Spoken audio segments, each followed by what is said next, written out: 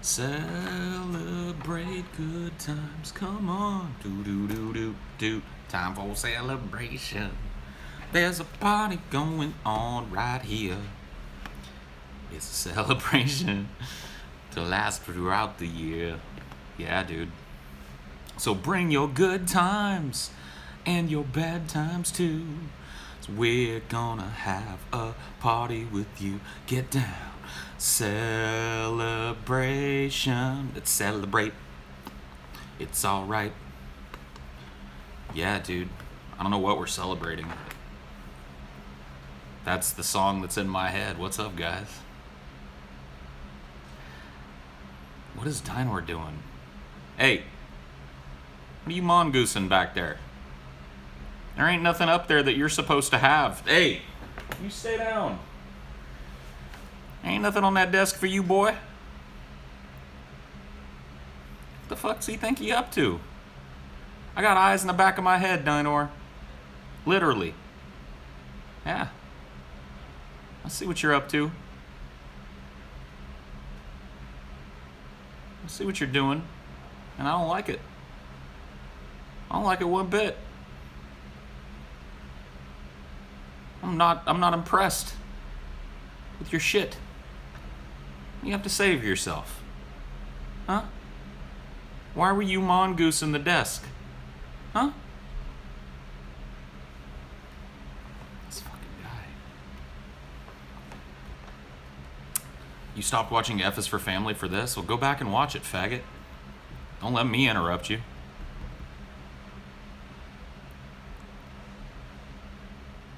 The dog is ugly, but is clearly intelligent. Wow. That's pretty harsh, man. You're one of those harsh trolls what says mean things about things that people care about, hoping that they get like angry, man. That's a deep, dark, trolly place to go to. You know what I mean? It's one thing to troll a person with that their own stupid bullshit, but to call their dog ugly for a troll? That's fucked up, man. That's a black-hearted troll job right there. Black-hearted.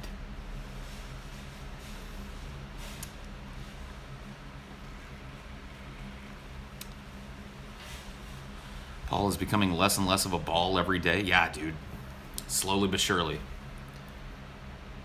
Fuck that retard Dynor is sexier than you, Paul. I don't even know what to do with that one, homie. I don't even know what to do with that one, homie.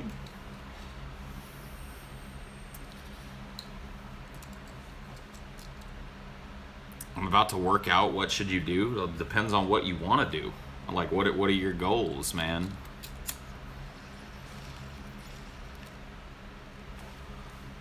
I mean, if you're trying to lose weight, try and do like 30, 40, 45 minutes of sustained cardio. If you're trying to trim up, hit some weights on your problem areas and shit. Yeah, get a shake weight. Dude, I am sore from fucking head to toe. Doing that with my vape hurts. My chest, both my arms, front and back, my shoulders, the back muscles that support that spinal structure, all of that shit is just fucking sore. Totally fucking sore.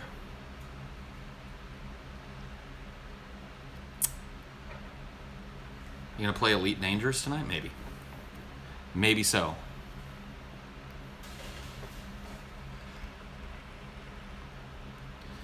You don't need weights, you just need cardio. Right. I mostly do cardio, but I think it's smart to start a little weight training now, as I am going to want to tone those muscles up, and I see no reason with throwing a little fucking variety into my workouts. In fact, it's really recommended that you do so for weight loss, is varieties of different kinds of workouts.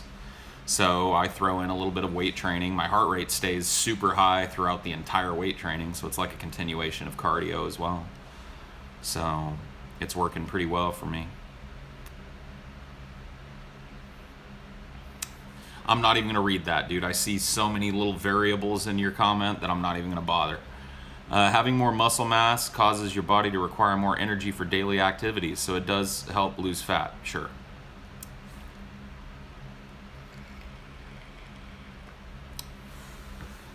Sure, man.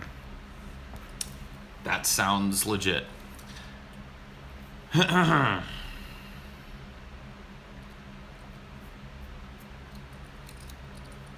Muscle burns fat, though. You need a balance of strength and cardio. Strength training will also use up more nutrients to repair itself. Yes. Yeah. I want to try and minimize the flabby weakness that I'm going to have when I get to my goal weight. If I get to my goal weight, which is 230 pounds, that's my hard stop goal weight.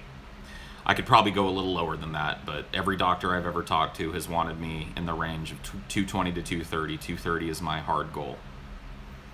If I get there without doing any strength training at all, I am going to be a flabby, weak fucking mess. I would rather it take a little longer for me to get to my goal and build a little muscle on my way there so that I'm not starting from absolute fucking zero. And I have an idea what I'm capable of doing and what exercises really help me. It just makes sense for me to do it every once in a while. Don't take weight loss from DP fans or a bunch of fat neckbeards. Well, I know. I mean, I am too, though. You know what I mean? How much do I weigh? I weigh about 290 pounds, give or take. When did you first start smoking weed? And did you almost get caught with weed? I first started smoking weed at around 11, 12, something like that. I smoked it for the first time. I started smoking it routinely, like,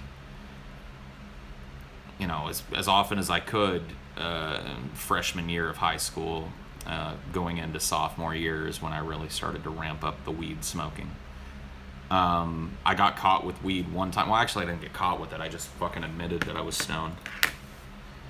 And I was banking on that stupid shit that your parents tell you. You know, everybody probably got this talk from their parents at some point where their parents are like, you know, if you do something wrong and I confront you with it, just admit it. If you just admit it, if you tell the truth and fess up to what you've done, you're not going to get in trouble. All right? If you've done something wrong, just admit it. Well, I took that stupid advice from my parents and paid for it. Came home stoned one night. They were up in the living room. I walked in, stoned. They were like, hey, and I was like, yeah, I'm really tired. I'm going to go to bed. I went to bed. When I woke up, they were like waiting for me. Do you want to tell us anything about what happened last night? And I was like, sure. Yeah, I went out with some friends and got high and came home and slept. And they were like, well, you're grounded for fucking the entire summer. I was like, great. Thanks. Thanks for that. Thanks for that, parents. That was the last time I ever fessed up to something. So if they were trying to teach me a lesson, it failed.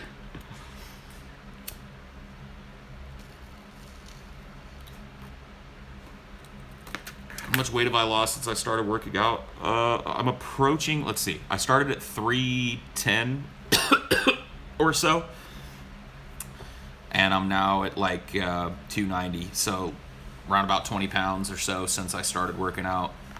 It's closer to 60 pounds since I started losing weight. I started eating better and watching what I eat and stuff, trying to limit my portions and shit back when I first came down to Seattle and stayed with the guys for a couple of months while I was getting my place set up and everything. That's when I started. So, yeah. I started out around almost 350 pounds. Just under 350. And I'm now 290 and falling. So that's good. I'm just curious about how you know how about a woman. She poisoned a woman with that. Oh, no, I don't. Congrats, man. I keep seeing your old videos and your current ones to see the progress towards the old Paul. The old Paul. You mean when I was thinner, when I used to make videos back in the day? That's not really the old Paul. That was a period of time in my life where I was trying really hard to lose weight and I lost a lot of weight. I think in the early days of my videos, I was down around 250, 260, something like that, which is pretty low for me. I've been a little bit lower in my adult life, but that was not a long-term thing. that ended pretty quickly. The old Paul was more depressed. I don't know if that's true. The old Paul had less tools to deal with his depression and was less aware of the causes of it and the mechanics of it, that's for sure. But, you know, I would say that my depression, if anything, since those days has worsened, which is typical for depression. It tends to be gradually worse with time. Have you ever been in any fights, and which one is the most memorable or funny? I've been in a few fights, not really as an adult. I've broken up a couple of fights as an adult, but I've never really been in a punch-up as an adult. But as a kid, I was in a few fights. The most memorable one I've told the story about, it was a Mexican kid, ironically enough, named TJ, who got mad because it was the day after the Broncos lost to the 49ers in the Super Bowl. And I was standing around with my friends talking about it. And he was a Broncos fan.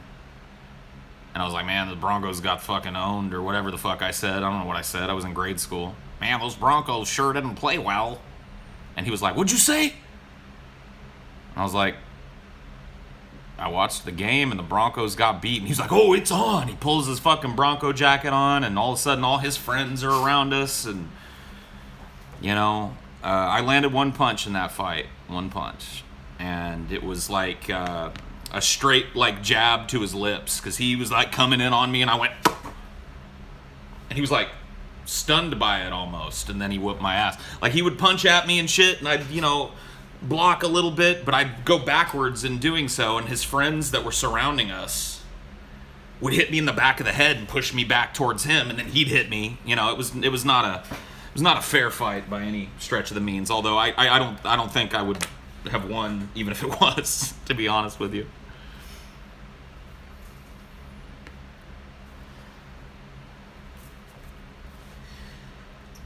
Yeah, he was pretty mad about the Broncos losing. He was pretty butthurt about it, and I guess I was just the dude he heard talking shit.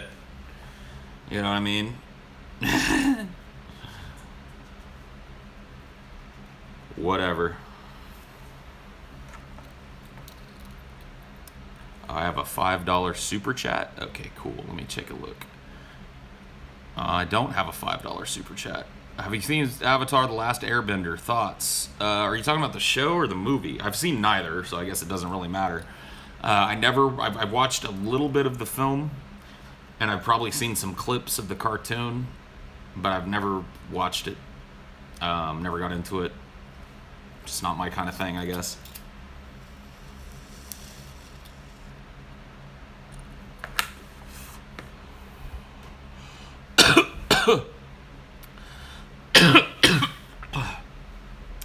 Yeah, thanks for the heads up on the super chat shit. Sometimes they float by and I just don't see them. But I have a button. One of the positive sides to this, like doing it mobily, I'm on my phone here, is that there's a little super chat button down there. I can push that and all it shows is super chats, so I can go back and read those. You can't do that on the others. They just kind of linger up there and then disappear, which sucks. Like, I don't know why they don't have this option when you're streaming from a desktop. Is what it is, I guess. Have you seen Yellow Submarine? Yes. And yes, it is a trippy movie. When did you first gas a Jew, and how hard was it to get into the SS? Dude, I love those questions, man. They are hilarious. They're always a hit. Always a hit, man. Do you shave your ass? No, I don't. I don't really need to. There might be a little bit of fur. Let me feel back there. I don't think there's a whole lot of fur on my ass. It's a little bit. Yeah. There's a little bit, but it's very like sparse and it's lightly colored. Like, you know, my body hair is very blonde, so I don't know if shaving the ass would be would be something that I want to spend my time doing.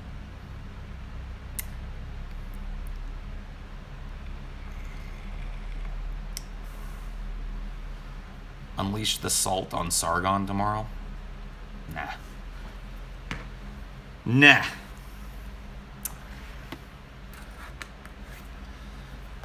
You're taking a shit right now? Cool, thanks for letting us know, bro.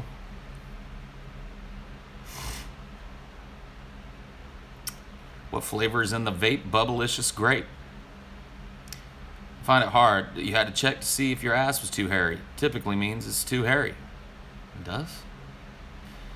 I just don't spend a whole lot of time gauging the hairiness of my ass, so I had to go back there and feel around a little bit. I mean, to some people, any hair on the ass is too hairy. If that's the case, then my ass is way too hairy for you. You want a hairless fucking ass? I'm not your guy. I'm not your guy.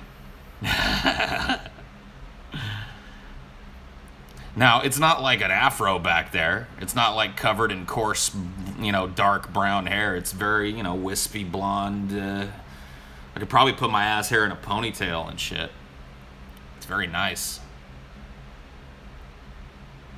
How probable do you think it will be for commercial space travel to become available to people in your lifetime or mine? Commercial space travel being like tourist type of space travel? Or are you talking about like travel between astronomical bodies? I don't think we're going to get that. Not to the general population, not in my lifetime, maybe in yours, but I'm pretty pessimistic on that as well. I don't really think we're going to get there. I don't think we're ever going to get to that point. I think that we are going to hamper ourselves here to the point where that isn't even a possibility for us. So I'm very, very pessimistic on the future of humanity amongst the stars.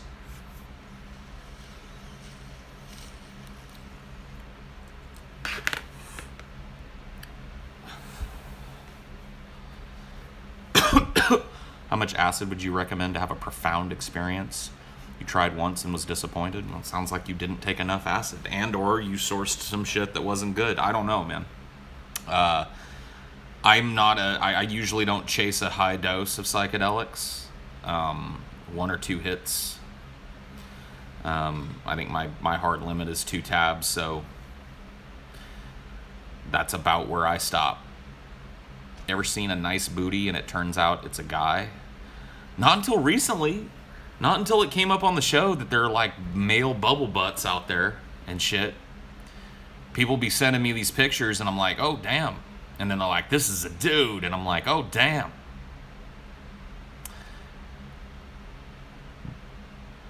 Are you going to call out Sargon for his lame defense of making fun of that murdered girl tomorrow? I don't really have a dog in that fight, my friend.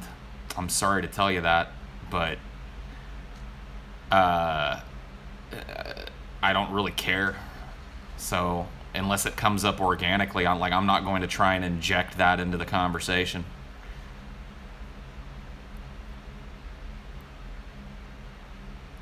I don't really care who he joked about. I think that the whole back and forth was kind of silly.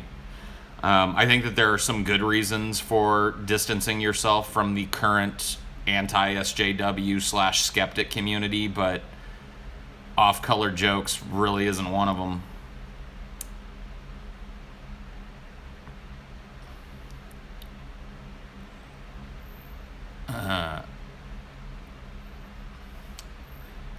Why do you think history-long trends won't continue when it comes to space travel? Because actual space travel requires the overcoming of major problems. It's going to require the focus of many, many thousands of people across many different countries in order to come to a place where we can conceivably put a person on a spaceship and send them to another planet within their lifetime. And I don't think that I don't think that we have the fucking position anymore to be able to reach out and grab that. I mean, it may be possible that the scientific discoveries that are required for us to send people out into the void to colonate the stars won't be discovered until well after we've destroyed ourselves, or the planet has destroyed us, or some other fucking combination of the two. I don't think conventional engines are going to get us there. So we're going to have to come up with some kind of quantum way of moving matter from one place to another. Let's check the super chats. What's your opinion about brown cheese? Also, bakushan is Japanese for a woman who's beautiful from behind, but ugly from the front. Brown cheese? I don't know if I have an opinion on brown cheese. And thank you for letting me know what a chick that's hot from the back but crazy from the front is in Japanese. Do you think we should censor things that remind us of tragedies, like banning episodes of Transformers where buildings fall over? Absolutely not. That's so stupid. Like, why would we do that? Like, if people are too sensitive to see things on TV that might remind them of some tragedy, then they have no business watching TV. In fact, it's just psychologically not smart for them to do so. They should avoid television. My advice is similar to anybody who's triggered pretty much about anything. If you become an emotional baby, or a person that cannot rationally or logically compartmentalize an event and realize that it's not directly connected to something traumatic that happened to you, then you have no business consuming any kind of media. You should be in your room looking at pictures of bunnies or whatever the fuck it is that doesn't trigger you. It is not the job of society to clean up its act so that your feelings don't get hurt. It is your job to protect your feelings, not mine, not the government's.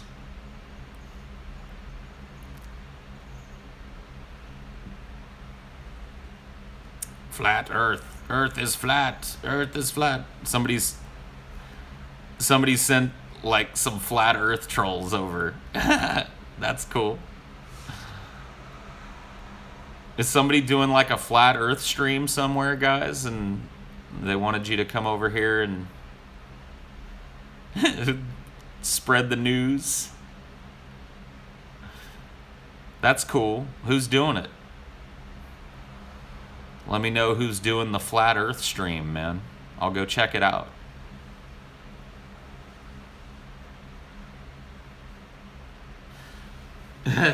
Well, I wish that I could in good conscience let you guys spam the chat constantly and over, but I'm gonna have to put it in slow mode. It's rather unfortunate, but rather necessary. Flat Earth. It's Odd TV. Okay, cool. Odd TV. Well, thank you for the raid, Odd TV. I think you're a total fucking retard, but I appreciate you sending a bunch of people all this way.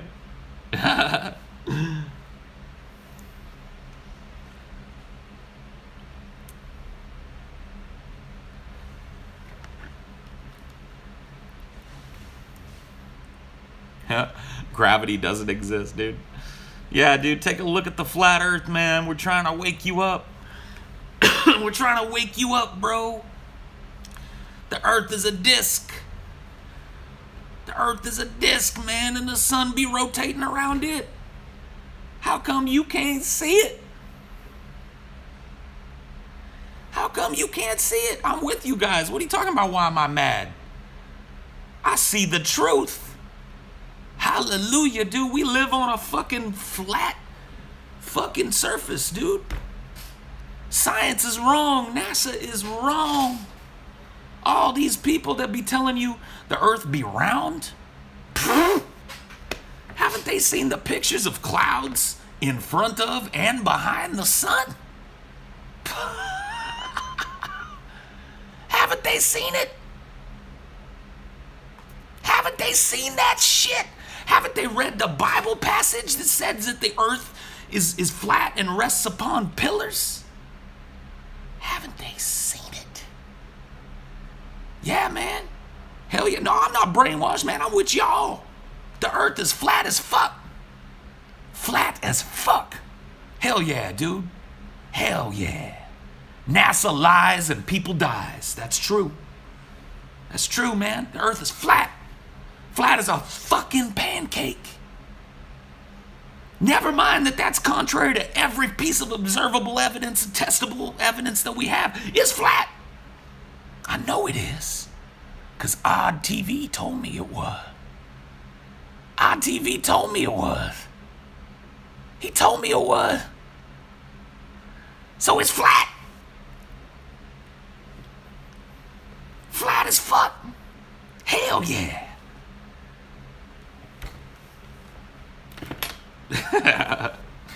I'm woke as fuck. I'm woke as fuck. Man, haven't you guys seen? See, because what they tell you is, let me tell you guys something. Let me show you how woke I am. What they try to tell you is, right? Is that like, when you're looking out over the ocean, that you should be looking at the curvature of the earth, right? But ain't you guys seen that picture of like fucking Hawaii, from Hawaii, of another fucking, the other island in Hawaii that you shouldn't be able to see? Haven't you seen them pictures?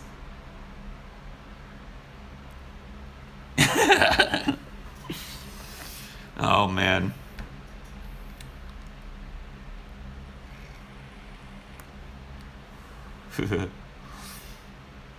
I missed 30 super chats. Cool. Let's take a look at them. Wow, I did miss a bunch. Love the new Elite Dangerous setup. Working on getting an aspects. Cool. Let's have a conversation about Trump's backing out of the Paris Agreement. Can future administrations save the regressive actions Trump is doing? And need advice from someone who doesn't think alcoholism exists. How does one who likes to drink give advice to someone who has a supposed addiction? I don't understand that question, but thank you for the $5. If you need advice from someone who doesn't think alcoholism exists, you're going to have to ask somebody else. Okay, so the Paris agreements. All right. I think it should be said that the Paris agreements are a Band-Aid on a bullet wound. So America pulling out of those agreements is really not going to change the trajectory that we're on. The time for us to make agreements with other nations about controlling our emissions passed about 30 years ago. We're over the hump. So let's not be incredibly fucking overly zealous about what it means that America is pulling out of these Paris climate agreements. If you listen to climate scientists, we're over the fucking hump. There's nothing we can do. So that being said, I think it's profoundly I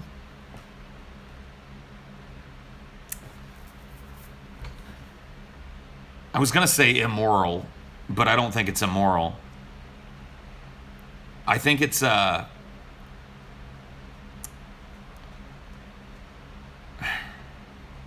think it just lacks any sense of responsibility. And it implies that it's not a problem when it clearly is. And doing it for a silly reason like stabilizing the economy or bolstering the economy is like saying that it's more important that rich people make a little more money next year than for us to take care of the planet that we live on and try and reverse the damage that we've done to it. So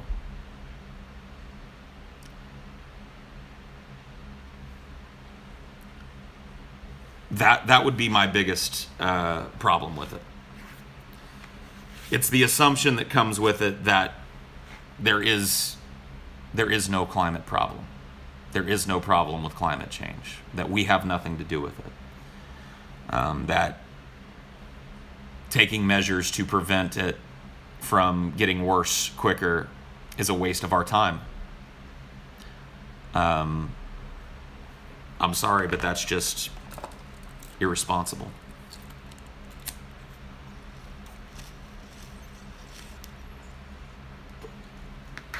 Is honky equivalent to nigger? No.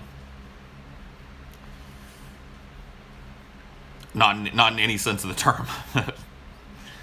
Global warming is fake because the world ain't no globe. Got it. I forgot. There might be still some Mr. Odd guys. Yeah, you're right. We should call it disc warming. Disc warming.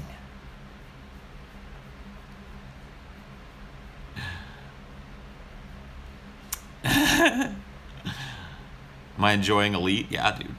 It's fucking fantastic. Really cool. Disc warming.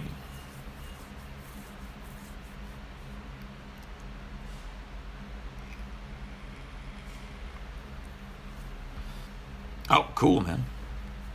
I could not remember who it was what gifted me that, but thank you for it. Yeah, it's a lot of fun. I've got a lot of gear just to play it. Got my stick and my throttle. It's fun.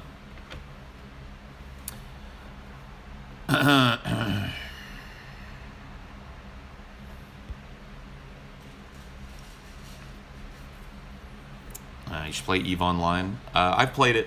I have a character with many millions of skill points. I've played it on and off for many years. It's been a while since I've checked in with EVE, but I just haven't been, the recent few times that I've gone back to EVE Online, I've had a hard time like getting back into the groove of things without a corporation and all that. It's not a very fun game to play solo, in my humble opinion. Although I guess it can be.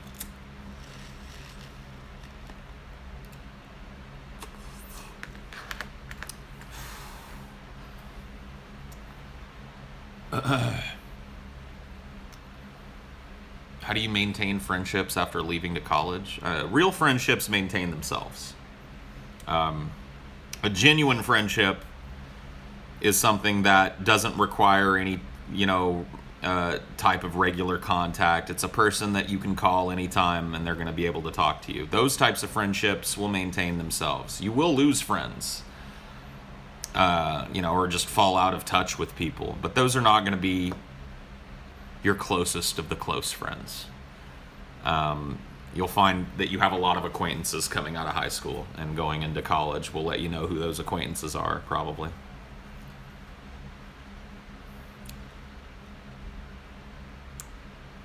I want to send show ideas, but I despise going on Facebook. I put a sticky post up today asking for people to give us ideas for tomorrow's show on the subreddit. There's also a voice channel on the DP Discord, or not a voice channel, but a text channel called Video Submissions that I look at every time I pull videos. So there's 2 other places where you can give suggestions for the show without having to ever go to Facebook.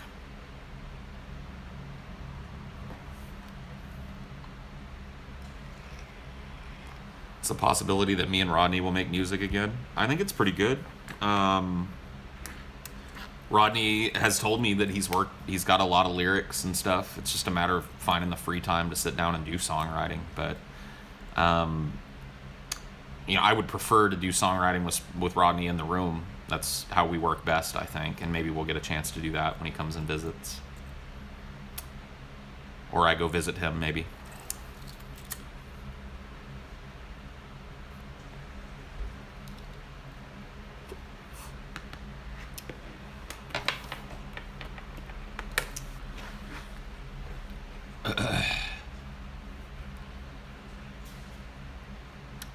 control your emotions and not someone else's actions equals becoming Zen-like. Zen-like. Yes. No, it's not weed. It's perfectly legal tobacco, my friend. I don't smoke the hippie lettuce, okay? I don't do that. Okay? Getting high, more like getting die, okay? I don't do that to my mind and my body, okay?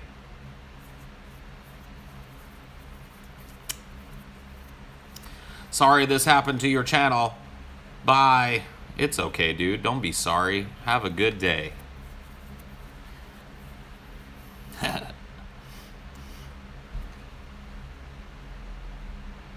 Paul, do you still play Overwatch? A lot of SJWs praise the game for representing different cultures, including people of color. Do you think there's any credence to that? For Overwatch? I mean, isn't it like, I don't know that maybe they did. It seems to add a lot of spice to the game to have all these different people culturally represented. And it's certainly the type of game that really supports that kind of thinking, right? They're an elite team of the best, fighters from all over the world to get together to fight the fucking robots. It makes sense that they would be culturally diverse in that case. So, I guess it works. I don't know if, Overwatch deserves any extra special props for it, but...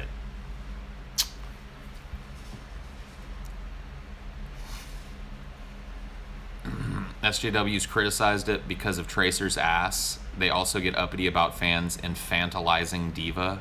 Oh yeah, because they make the like little chibi Diva comics and shit. Whatever.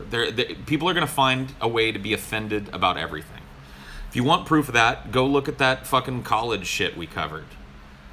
Look at those people gathered around being capitulated to, having every one of their demands immediately capitulated to, and still unhappy, still offended, still angry. There's no pleasing. There's no pleasing some people. And that's why it just doesn't make sense to market to that demographic. The demographic of people who are playing the identity politics game. Because you are never going to give a purely accurate portrayal of a culture. Even if you hire a person from that culture to play it, they're going to find something in it that is the white man's filter that's been thrown over it. It's been whitewashed. So it just doesn't make sense at all to even try and cater to that group of people.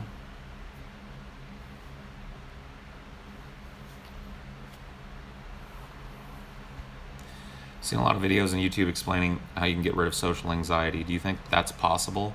If no, do you have any tips for people like you who think everybody hates them?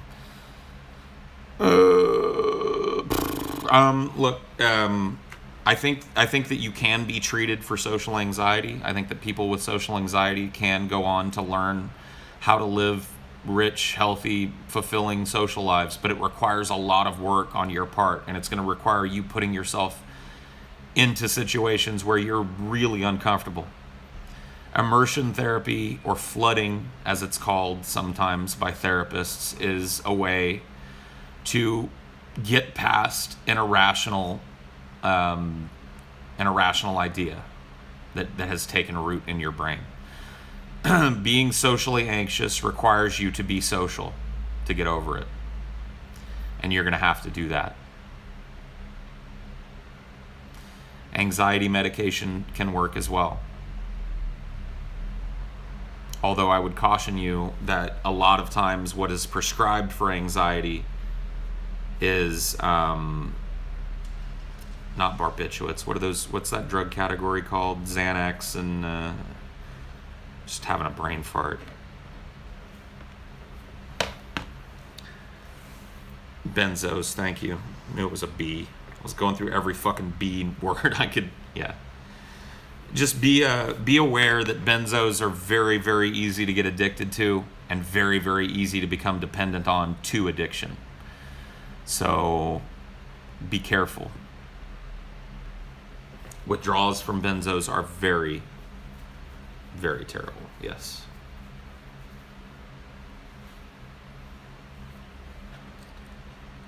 Klonopin is awesome. Klonopin is the benzo that I was prescribed for my anxiety, and I took Klonopin for a very long time. A couple of years at least. I was taking a daily dose of Klonopin, which is a long. It's a longer release benzo than Xanax. Xanax is meant to almost immediately intercede in a panic attack, whereas Klonopin is meant to level you out throughout the day. And it was very hard coming off of Klonopin.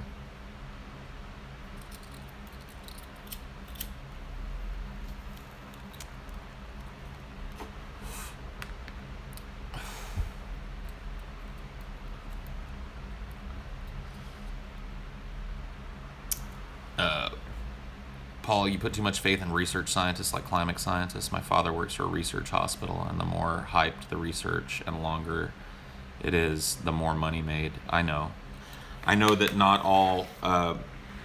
here's the problem.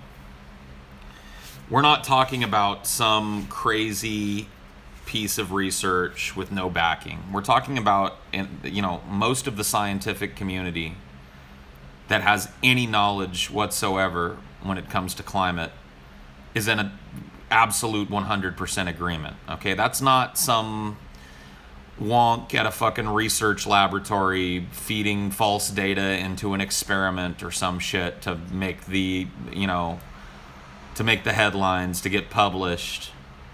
That's the scientific community at large in unison saying, we got to do something. If you think it's smart to not listen to that, then more power to you. I know it happens all the time, which is why I'm distinguishing what that is from what climate science is.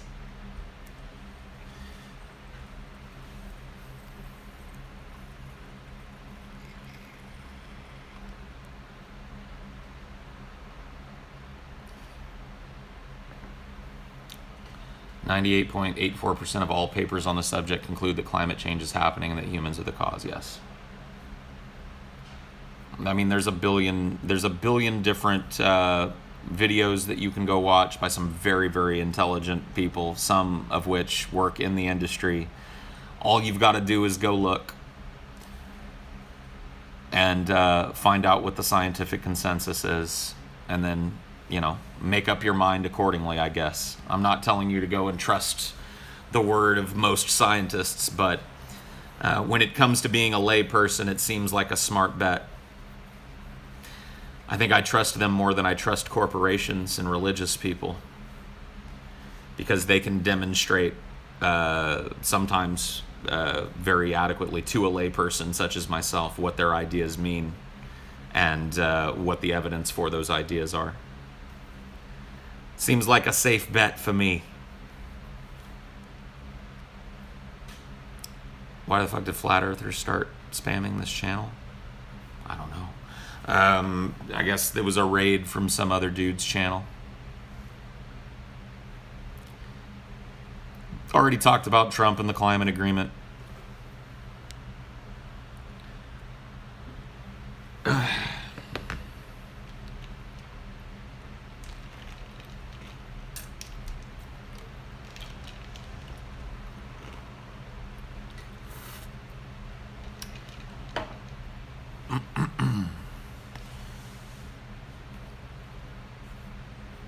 Malthael from Diablo is being added to Heroes. I kind of figured he was going to be. I mean, all those cool bosses are going to be added to Heroes at some point. That's one of the reasons why Heroes of the Storm is such a cool MOBA for me. It's just always awesome when they release a new character, because it's always one of those, Blizzard characters. One of those great, callback characters, just one of their amazing franchises. I just really like it. Any movies from 2017 you liked? I'm trying to think if I've seen one that was made in 2017 that I liked. I think I thought of one the other day that I went and saw. I'm pretty sure that I saw Doctor Strange this year. I liked that. I saw Logan this year. I liked that. So there's two. I guess both superhero movies, but that's basically what we've got these days. There were aspects of Logan that I didn't like, but overall I really enjoyed the movie. I thought it was cool. I just wanted more from the last 10 or 15 minutes of the film. And that, whatever. That's pretty much every movie. The endings usually suck, but the big the final battle, I wanted that to be bigger.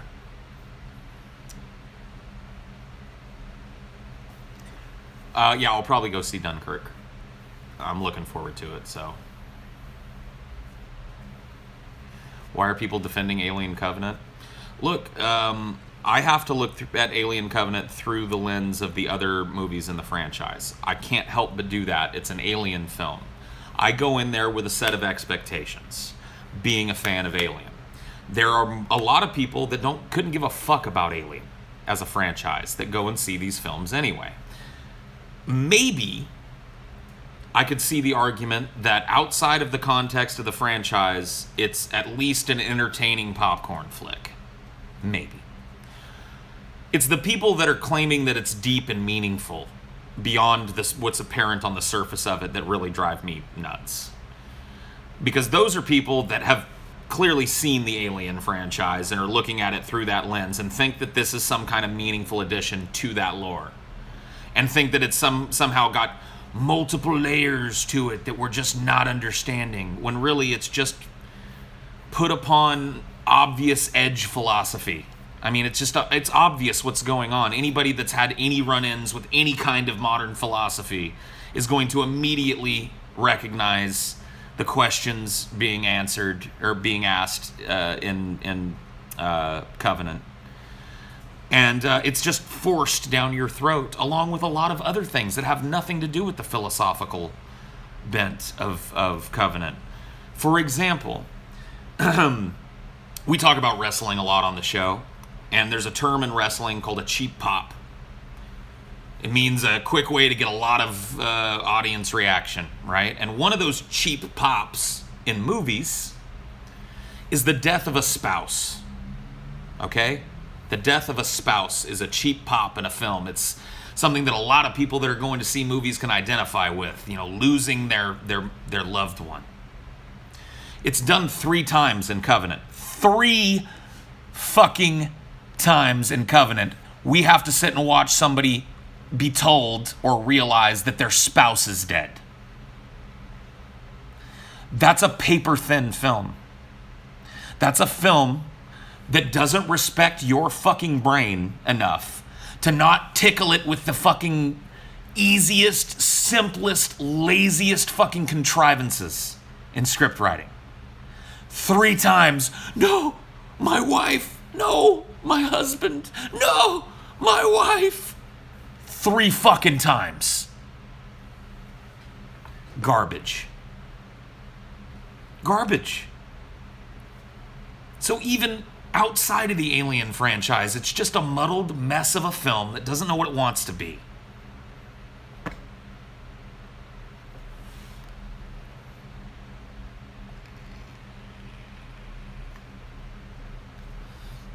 How would the perfect Alien sequel go? Or should we just leave it alone? The perfect Alien... Okay, I don't know if there's such thing as the perfect Alien sequel, nor am I going to be silly enough to say let's just leave it alone. The Alien franchise has the potential to crank out some great films. I think that doing a prequel was a terrible idea.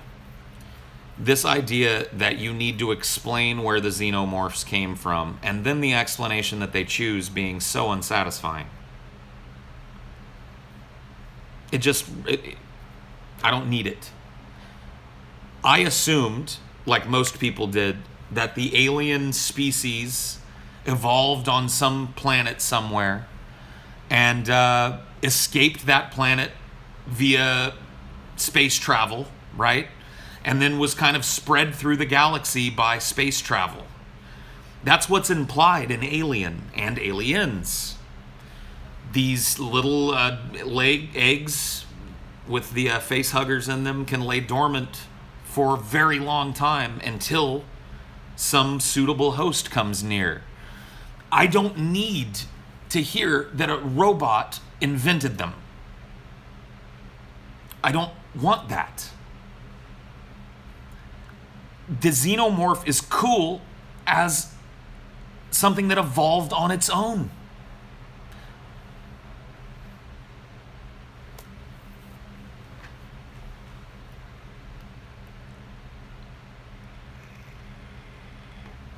Aliens ruined the lore established in the first Alien movie. Based on what you've read up, the way that Alien is supposed to work in the first Alien movie is far more disturbing. Yeah, well, look, Aliens fleshes out the life cycle of the alien. And whether or not that was Ridley Scott's intention in Alien, it's canon. Because Aliens is one of the, I advocate for it being my favorite film of all time. It took the atmosphere and created a life cycle that made sense for that kind of creature. The life cycle of the alien makes sense. It seems like something that could have naturally occurred on some distant alien world and escaped via space travel. That's what it is. That's what it should be. Am I going to bring Kekistan up tomorrow? Not if I can help it. The less I talk about Kekistan, the happier I am during a day. So thank you for adding a little check mark to my fucking shitty day. Because I had to say that word.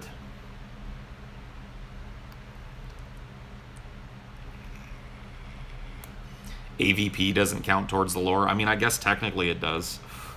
I don't really consider it.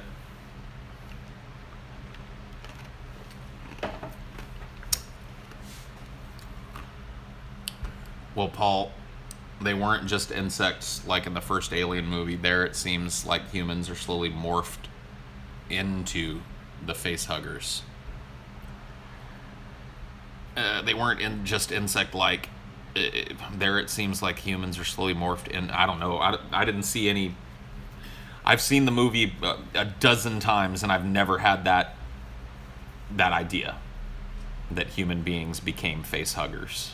So I'm not sure where you're deriving that from. Maybe some original script or some writings of Ridley Scott or some shit. But I've never gotten that impression in all the times that I've seen the film.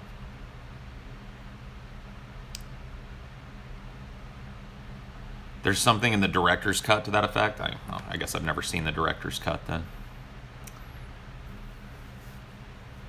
Have you seen the Alien film called Paul? Yeah, dude. What kind of original content can they make for it at this point? I'd love to see them take Alien versus Predator and have the balls to make a film that's just Predator, so it doesn't have a human element in it. Because the problem with Alien versus Predator in my mind is that it's not Alien versus Predator, it's Alien versus Predator versus humans. Take the humans out. Trust the audience to not need a touchstone that looks like them. Trust us not to be monkeys. And make a fucking cool-ass movie that's just the Predators versus the aliens. Okay? That would be awesome.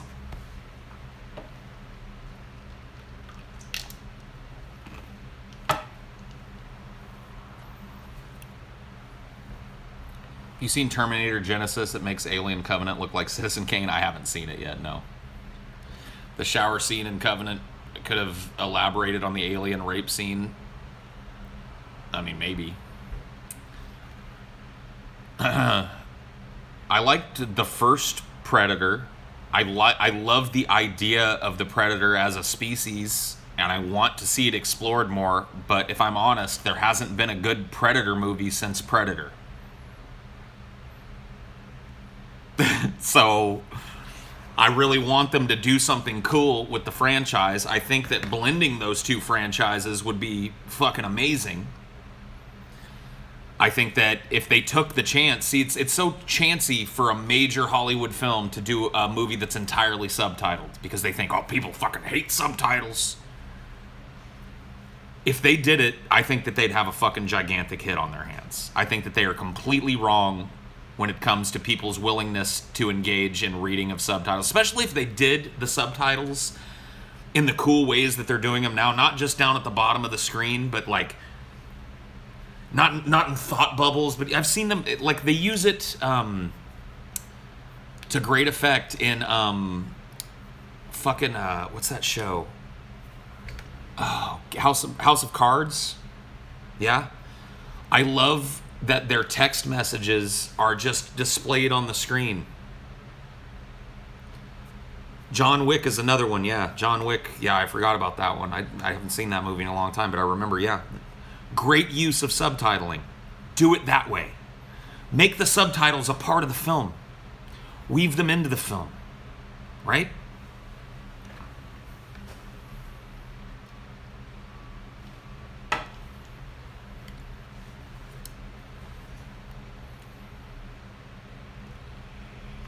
Yeah, you can add me in Elite. My pilot name is Zego, Z-E-G-O, so you can just add me up and I'll add you the next time I'm on. Can the Predators communicate in English? They can in the movie. They can emulate English in Predator. He does so at the end with Arnold. But it doesn't make sense that a movie that doesn't involve humans would have Predators speaking English. That just doesn't make sense. Plus, it was very rudimentary what he was able to do. It was more mimicking than anything. Maybe that can play. Maybe they can put some fucking insinuations in there that these predators have, in fact, had interactions with human beings in the past. And weave in some English threads. But I think it makes sense that they talk to each other like they do. I think it makes sense. What about a movie that doesn't have dialogue at all? Or very little? A movie about one hunter, one predator that is sent to a planet to prove himself. A planet that they know is completely overrun with xenomorphs. And they send him there to bring back the trophy of the head of a queen alien. There's no dialogue. He's alone. If there is dialogue, it's via his little comm device or something, and that's when you use your fucking translator, right? That's when it comes up on the screen in an interesting way. He's sent to a planet that they've seeded with xenomorphs simply for this test. I like that. I like that idea. I think it would be a fucking great movie. But the people that own those franchises seem to think that they've just got to have the humans wrapped up in there, and the humans, you got to win. No.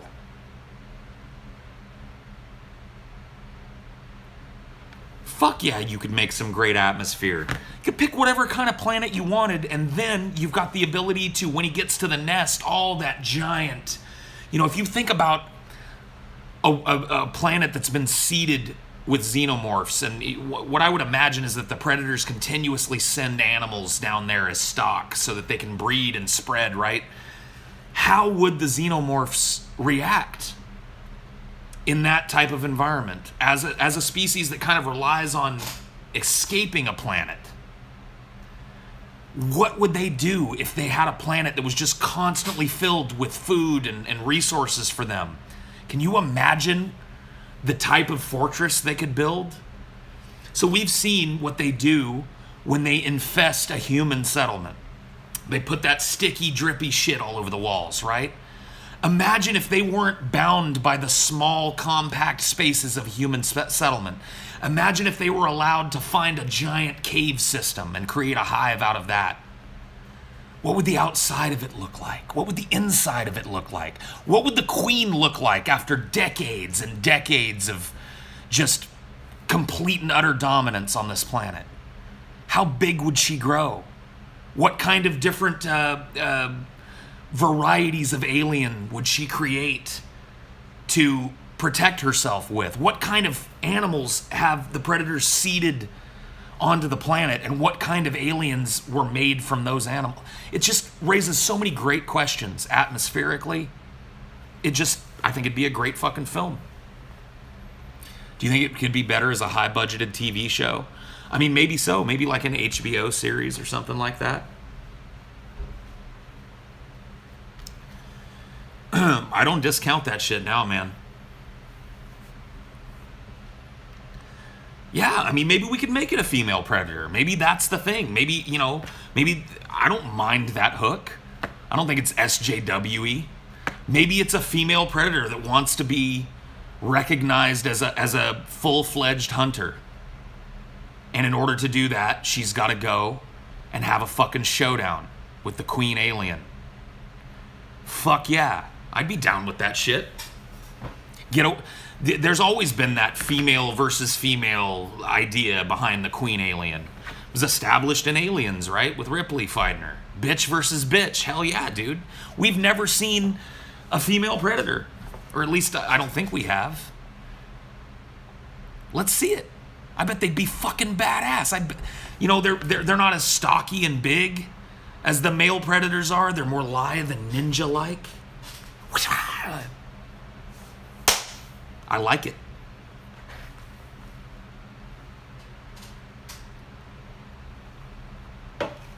More elegant, yeah.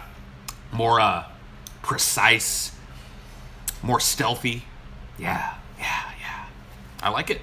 She's got to have some predator titties, though. We gotta. At some point, she's gotta be wounded by some acid or some shit. She goes, and it just rips her armor off, and the predator titties bounce out. We gotta see it. That's gotta happen. That's gotta happen. I'm just letting you know. Preda titties, yeah, dude. We gotta see the Preda titties. I imagine that underneath the armor, she's got that mesh shit. You know what I mean? That, like, it looks like fishnet, but, like, you see it on the arms of the Predator, I think, in Predator, the first one. She's got that, dude. She rips her shit off, and she's just mesh and titties. Yeah. The net, yeah. You see?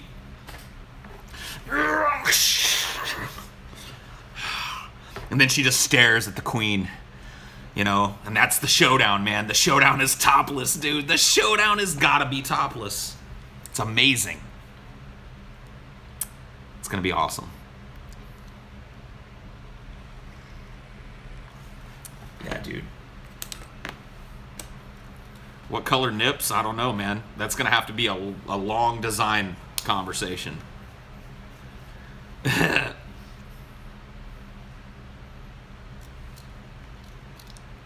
love your streams. Keep it up. Thanks, Cynic. Appreciate it, man.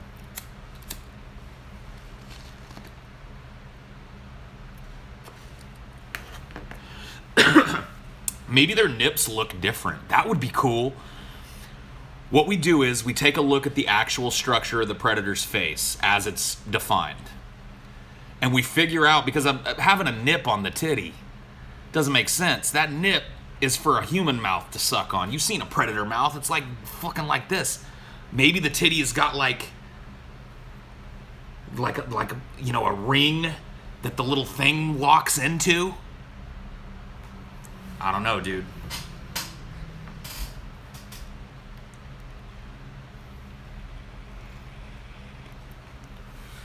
Yeah, barbed nips. Yeah, maybe the titty is like, it looks normal, but it's got like spikes all over it. You know what I mean? For the predator's weird mouth to latch onto and suckle milk from. So instead of nips, it's just like got like this, patch of spikes where the nip would be. Yeah. They have small titties? Okay, well, I'm fine with that. I mean, a good, a handful of titty, as long as we can see some titty. Yeah, lamprey mouth nipples, exactly. That's how it has to be. You can't have a pencil eraser nip on a predator. That just makes no sense.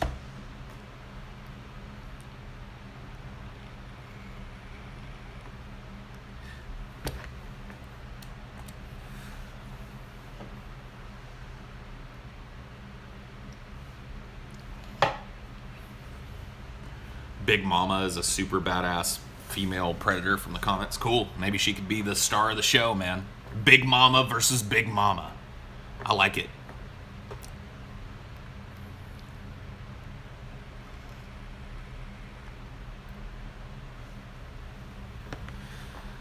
Yeah, I mean, you want to leave it somewhat open-ended. You don't want to just close the chapter on a movie that is so ripe for sequelage. But I am kind of tired of the fact that nothing ever gets resolved in films, too. So I can understand. Maybe it's a one-off film, man. Maybe people don't get the ending that they want, and that's it. That's speaking very outside of Hollywood, though, because that's not how they think. They think, how many of these can we make? How long can we milk this lamprey titty?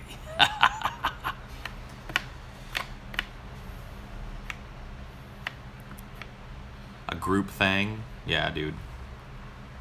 Alien Isolation was the only good thing besides it. Yeah, Isolation really captured the film for me. Like, that environment, the oppressiveness of it, the hopelessness of it.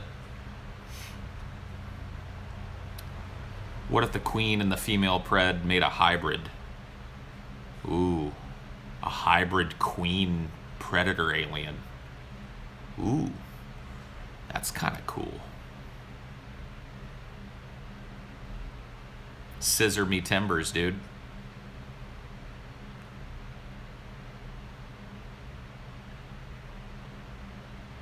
You like the way David Lynch thinks about film? Like, thinks about film like it's not film. He uses nightmare logic and dream logic in every one of his works. He's obsessed with it, it seems. I fucking can't get enough of it, man. I love his perspective. I love how different every one of his films is. I love that he challenges what people fucking expect and isn't afraid to make a movie that people go, man, that sucks because I didn't get it. I like it. Shows balls. I do like his Dune movie, although I think it was a little hasty for a Dune movie. I think if they're going to make a Dune movie, they need to make a trilogy. There's so much there that goes on. But I love the visual style of the Dune movie. I love his insistence on hitting major plot points. And I love some of the casting in the Dune movie as well. There's some just really great kind of, I guess in retrospect, a little bit hammy, but whatever, just very, very memorable performances in that film. I don't know, I really like it, man.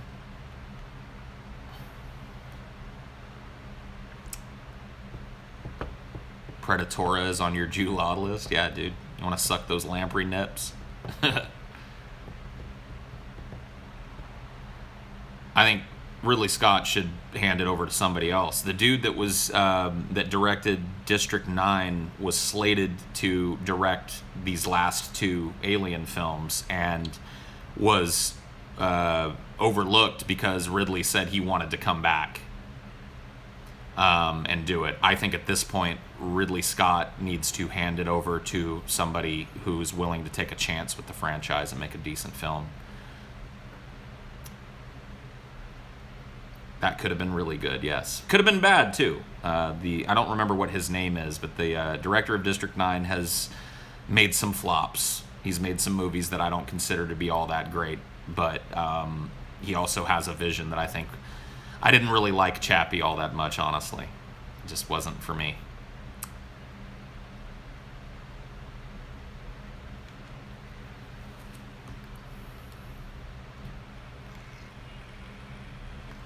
I like District 9 a lot, though.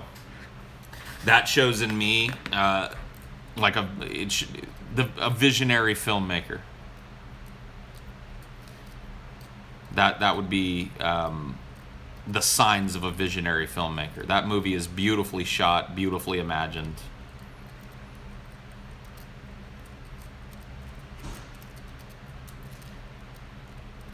Oh yeah, the mech in District 9 was fucking insanely cool. Fucking insanely cool. The weapons. Look at the weapons in District 9. All the weird prawn weapons that they come up with. The design of those and the sound effects of those are so chunky. Like, I just love watching District 9. I love watching the combat for the sound of the guns, man. The sound design on that fucking movie, one of the best that I've heard in modern times. I mean, just fucking spot on, man. So... I don't know, man. I love it when those gun sounds have heft. So often, futuristic guns sound like lasers. You get the pew pew, Wee, wee, wee, wee, wee. Some weird fucking ray. I hate that shit, man. I like that heft. I like that it sounds like it spins up and winds down at the end. That's so cool.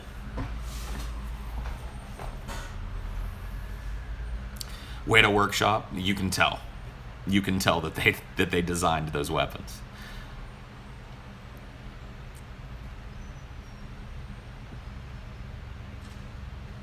Yep.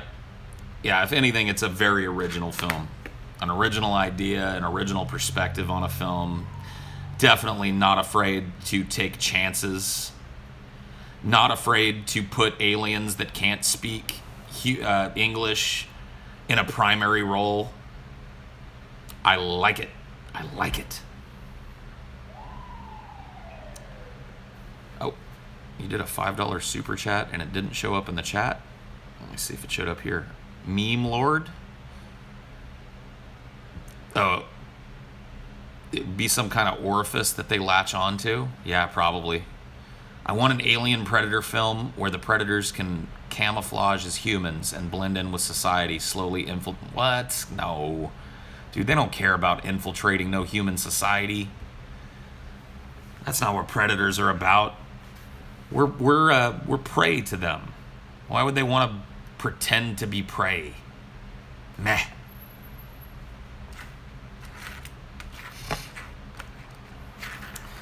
I mean, I guess it'd be a new take, but it would be a take that like undermines everything that we know about predators. Yeah, predators are like, their whole society is based on the hunt.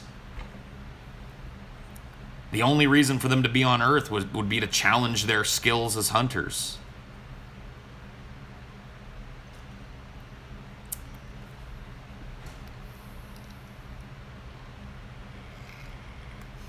I don't think I think I have seen a female xenomorph, right? The closest that we get is the queen. That's the female. They're kind of insectoid in that way, right? At least I always assumed. Or maybe they, in their, because they have that nymph stage when they first, the chest burster stage. Maybe it's in that stage that, you know, the alien can tell whether or not it needs to, it's safe enough to set up a colony, and maybe it can then go into the queen stage. Maybe it can choose at that nymph stage what it needs to turn into. I've always kind of assumed maybe they are all female. I mean, that's a total possibility as well. I don't think male and female really matters to them. Their reproductive cycle is outside of their species.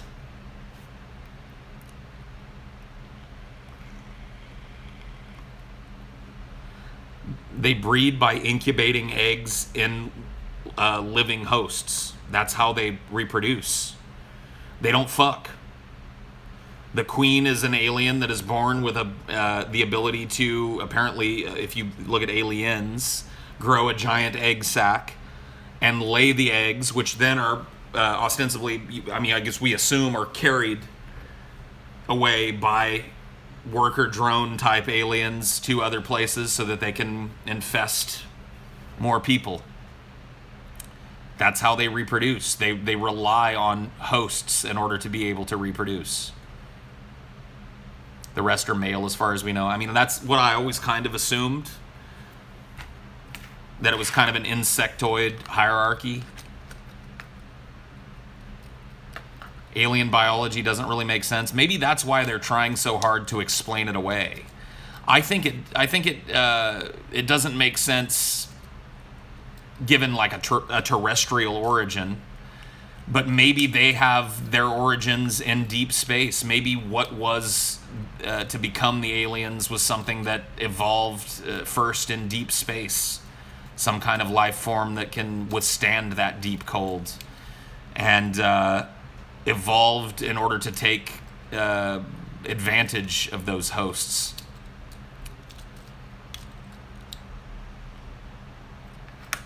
You can't evolve like that? I mean, I'd hesitate to say can't.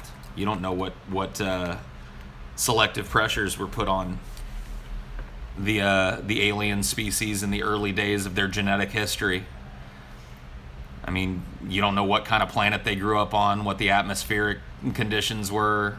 what the local flora and fauna were like. I don't know how you can say it's impossible to evolve that way. In fact, evolution for the aliens seems to happen by integrating genetic code into their own, if you follow the films. An alien, for example, that incubates inside of a dog will take some of that dog's genetic material with it. An alien that incubates inside of a predator becomes a predator alien. So their evolution seems maybe to be dependent on the genetic information of other species.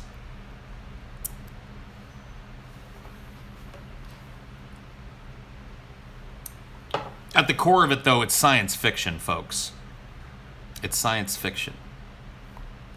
So we don't have to make it make absolute scientific sense. There's a lot of things in the alien movies that don't make scientific sense. A lot of things that may be absolutely impossible.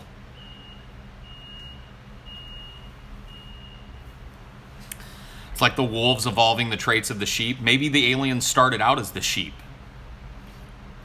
You ever think of that? Maybe the alien species in its genetic history started out as, a more docile creature that was preyed upon by others.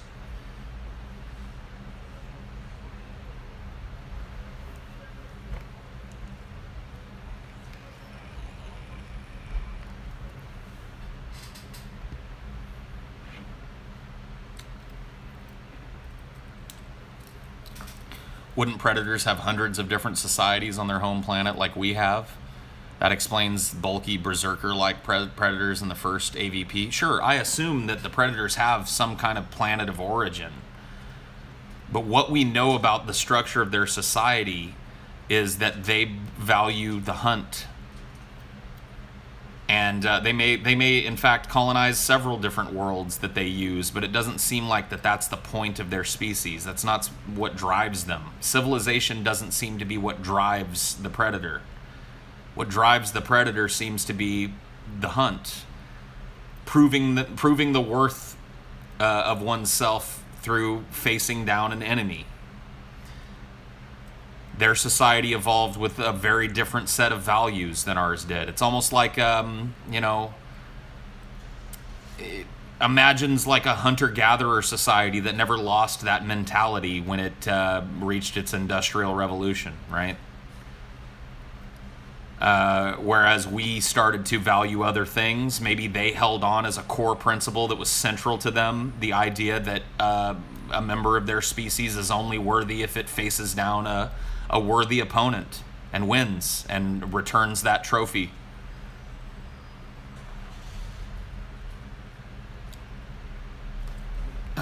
Clearly, you're just not a real fan, given how you've decided that Prometheus and Covenant are somehow not canon. How can you honestly like fucking Alien 3, yet say the new ones are beneath the franchise? Man, you sound a little triggered, homie. Deep breath in through the nose and out through the mouth. I never said that Alien Covenant and Prometheus weren't canon. I just don't like the canon. I don't like what they do to the canon. You have to consider them canon, which is kind of the point. I don't like the direction that they took it.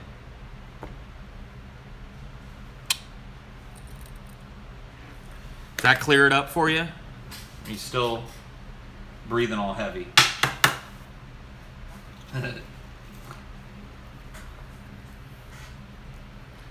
Do you agree with what I don't even know who Styx Hex?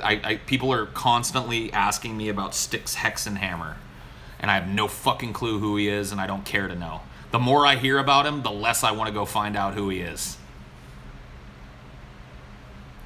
Yeah. Thank you. Who? I don't know. Some dude that a lot of people want me to talk about, because I get asked all the fucking time. Paul, consider this. Scientist predators that are nerdy, since they have advanced technology, somehow would have to invent them. Maybe. I suppose so. But those aren't the predators that we'd be exposed to, nor are those the predators whose stories I'd be wanting to tell. Maybe one of those predators has to go face the alien. Maybe that's what it is. Maybe he's a nerdy predator that has never proved himself in battle, and then something happens to him and he decides he wants that fucking opportunity. And he's not from the right caste, though, so they say, well, the only way that someone from your caste could be elevated to a hunter is if you would go to the xenomorph planet and bring back the head of the queen, and we all know that's not going to happen. And he says, fuck it, I'm going. It'd be kind of cool.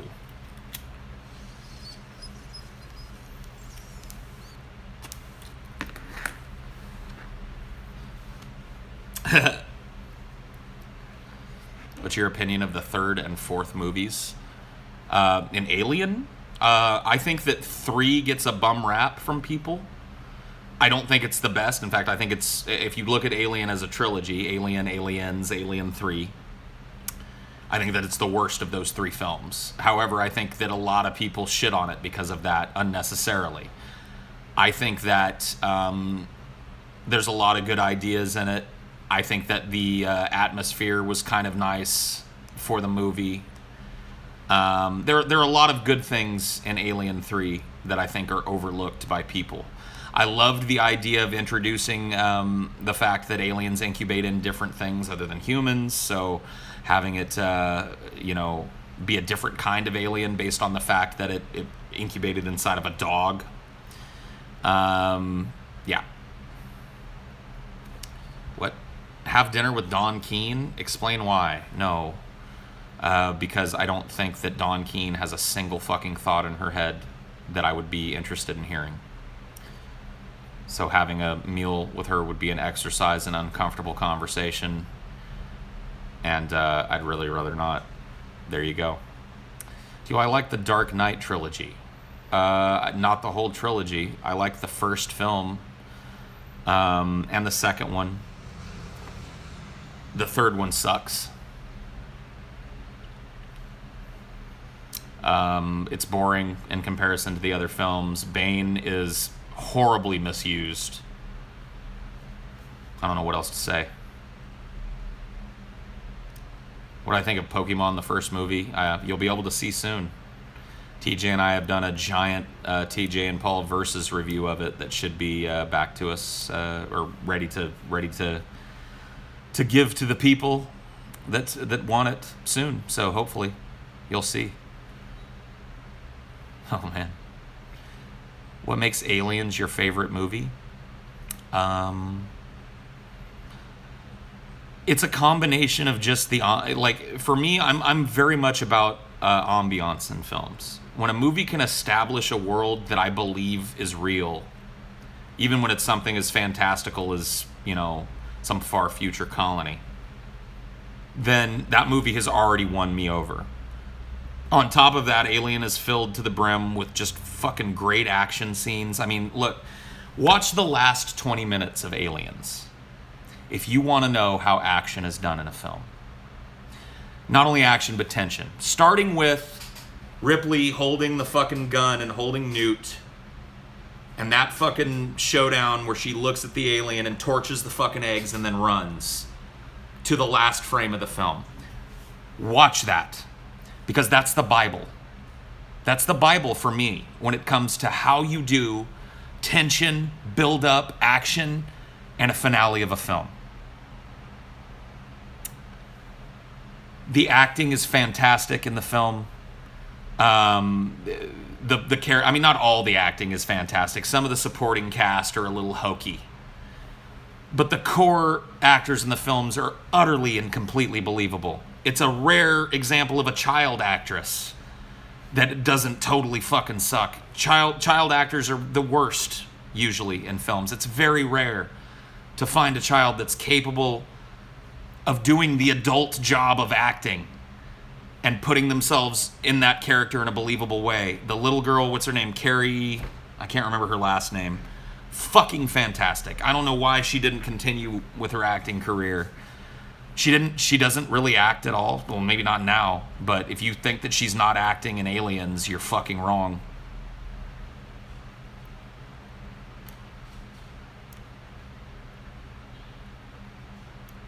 Well, that's an interesting perspective. I can point you out a million child actors that do a terrible job, and she's not one that I'd put on the list. They mostly come out at night. Mostly, yeah. She didn't write the script. Carrie Hinn, there you go. Favorite side character in Aliens? Bishop is fantastic in that movie. I mean, I like Hudson too. He's great, you know. He's got the big iconic line, and he seems to be the touchstone for the audience in the film. He's that guy that's noping all the time, right? I mean, he's brave enough to face down the aliens when he needs to, but he's clearly fucking scared. Shitless.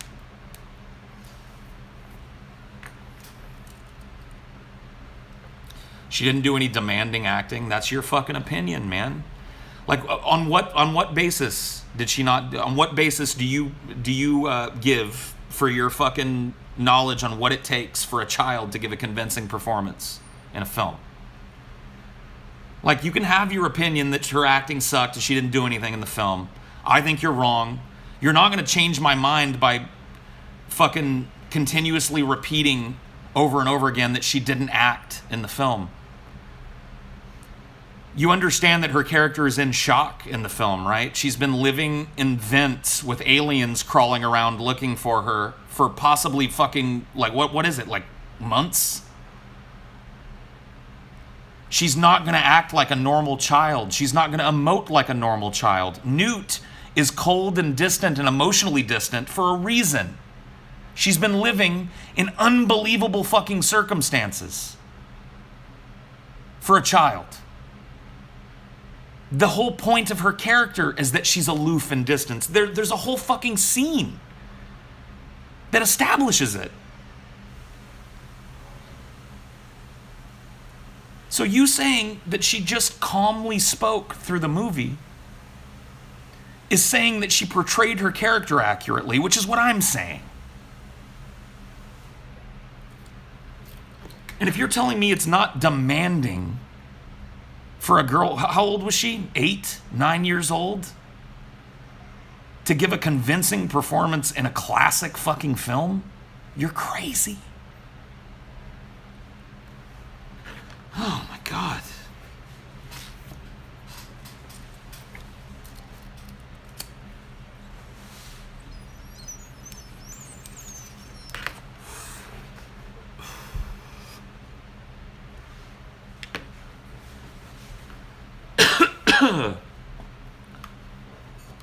She actually died in the third film in the beginning. Yes, she does.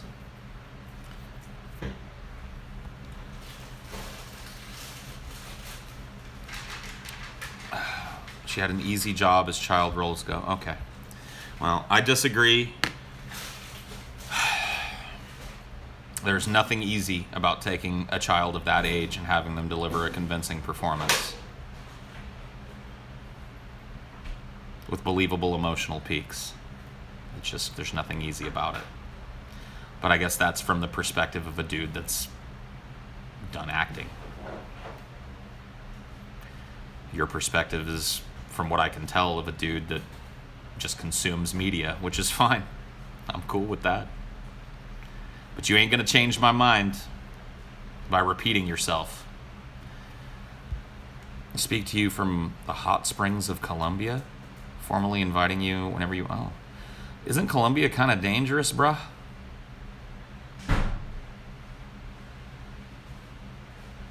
Have you seen the Aliens cut, the director's cut of Alien 3? Yes.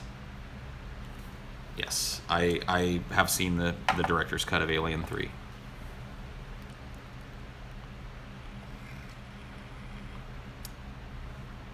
You played Alien Isolation? Yes, I have. There's go to YouTube and search Paul versus the Alien and Alien Isolation. If you type that in, you'll get a video of me with a long fucking montage of me freaking out while the alien chases me around.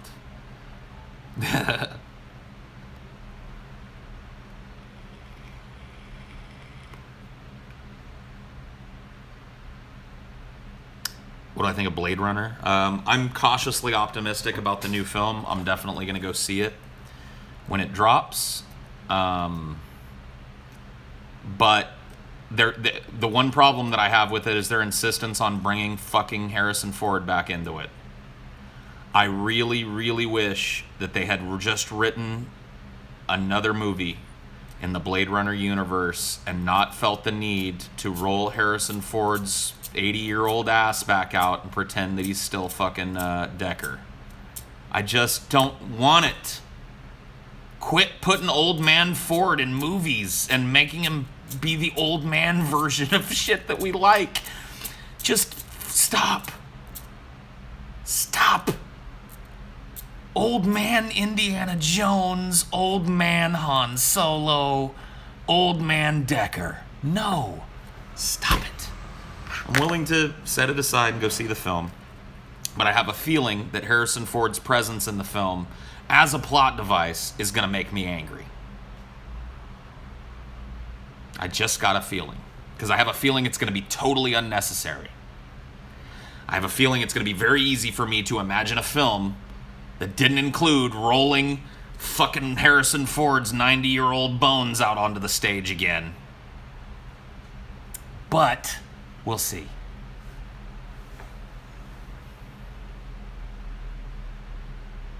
Seems like he phones things in nowadays. Well, he's being cast in roles that are just nobody wants to take a once energetic man like Indiana Jones and turn him into an old man.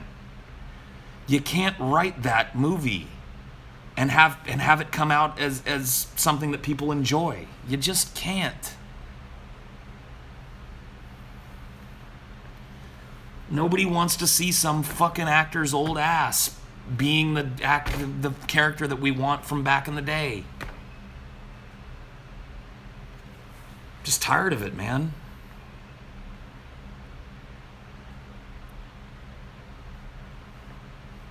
When you say the ambiance, do you mean the original Blade? Wait a minute, what are you talking about? When you say the ambiance, you mean like, yeah. I mean, Blade Runner is fucking... It's got one of the most beautifully crafted and beautifully realized worlds in all of sci-fi. It is just absolutely alien and gorgeous in its beauty. And it's thoroughly realized from start to finish. Every frame of that film conveys that place. And it still looks great. Yeah, exactly. Blade Runner stands the test of time. It still looks great to this day. Aliens is another one of those films. Holds up visually to this day because of the commitment of James Cameron to practical effects. Compared to Aliens, different kind of environment. Aliens is a claustrophobic film with brief respite from that claustrophobia. Blade Runner is an almost impossibly large film. Incredibly sweeping, incredibly grand in its presentation of its world. Two different kinds of ambiance, both done very well.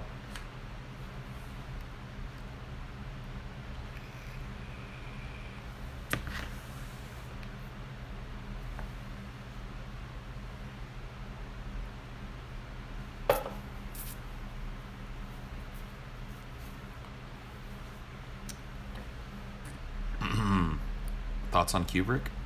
I love him. I mean, his films are among some of my favorite films of all time. His mark is immediately recognizable in a film. You can always tell a Stanley Kubrick film. It's just nobody has been able to emulate it. Nobody has been able to recreate it. It's just a Stanley Kubrick film conveys a feeling immediately. Paths of Glory is a great movie. Yeah, diverse in genre, absolutely.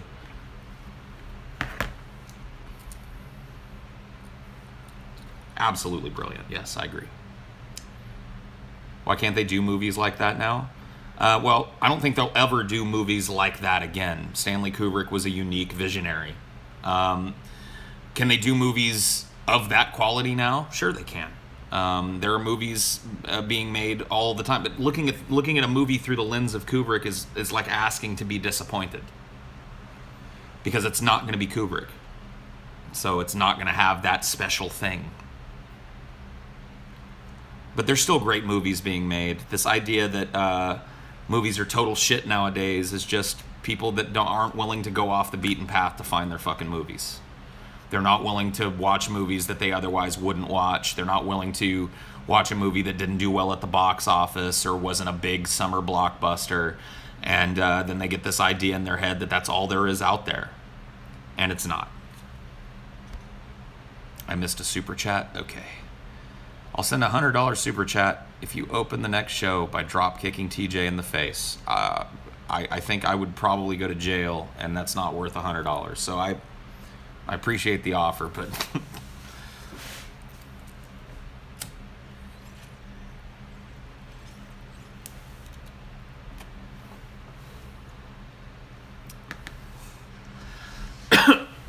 I really liked the new Dredd movie. I think that that's an example of a reboot that works. They didn't try...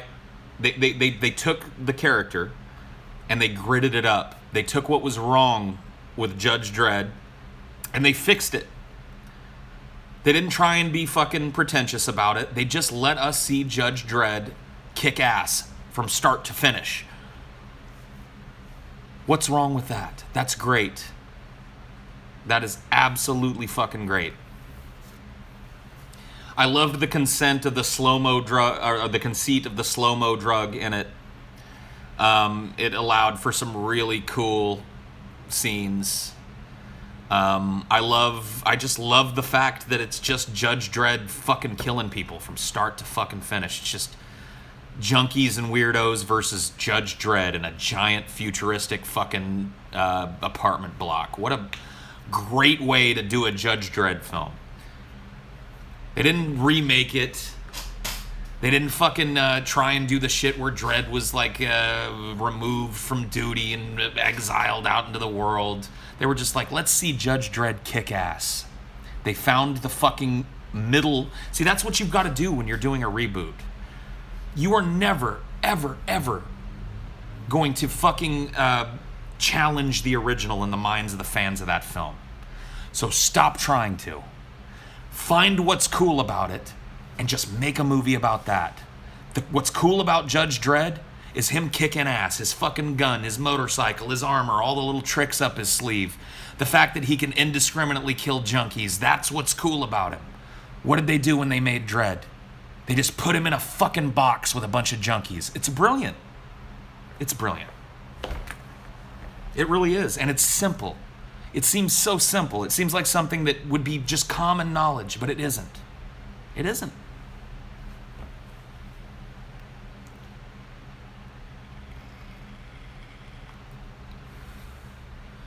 Pumpkinhead fucking sucks. Worst horror movie? No, I don't agree. Pumpkinhead is great, man. Once again, Pumpkinhead succeeds at atmosphere.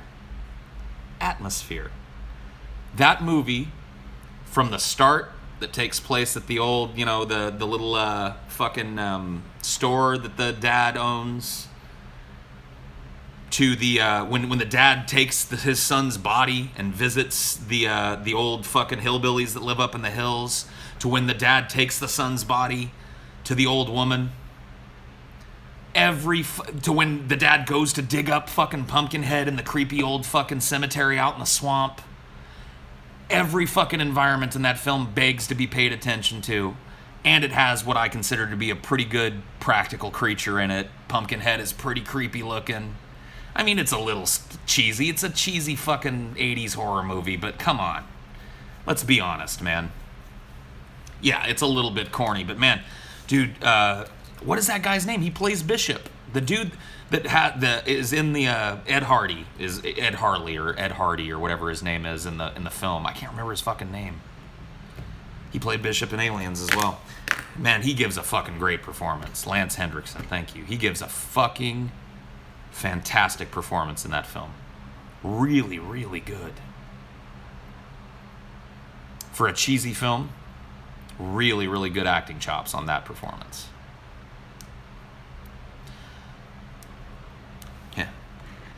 It's out of my hands now, Ed Hardy. The blood is what you've done, Ed Hardy. Nothing can stop it now. I love it, dude. Great movie. Thoughts on animated movies? To most, they're somewhat inaccessible, but I feel like people would like them more if they left their childish style and had more grim stories like horror or something. I mean, look, I don't have a problem with animated films. I think that they can be really effective. I've seen a lot of animated movies that I don't think were aimed at children at all, although I think most animated films are aimed at that demographic. But there are a lot of dark animated films. They are expensive, you're right. That's a good point.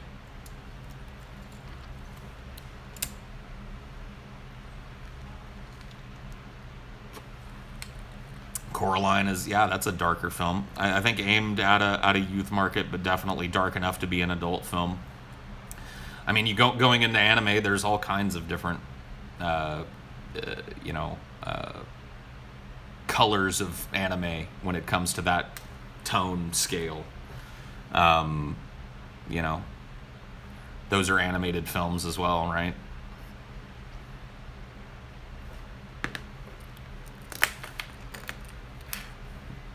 Ever watch a movie so good that you don't want to watch it again as it may potentially ruin your first experience and impressions? There's only one movie that I've ever done that with, and it is Magnolia. I watched that movie the first time, and it blew me away. It ripped my fucking guts out, and I have never been able to make myself go back and watch it again because I don't want to tarnish how I feel about it. That's very unusual for me, because usually when I enjoy a movie or am moved by a movie on that level, I'll watch it over and over and over again. But I've only watched that movie one time.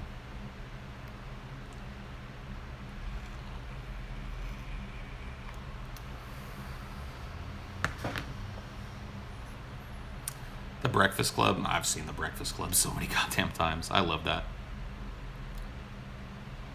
Ashley just watched Ghost in the Shell 95 the other night, and you're right. I had forgotten. It's been a long time since I've seen it, and that music, I guess I just didn't appreciate it as much the first time I watched it. Because, man, it sticks with you. I can still hear it. It's not something I can imitate. Oh man, it's just like, I don't know what it is, but it's haunting.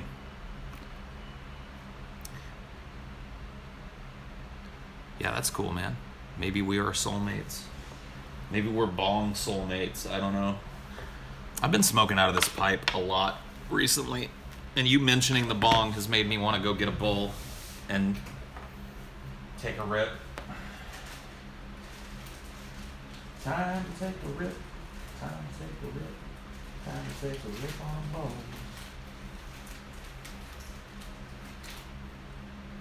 Okay.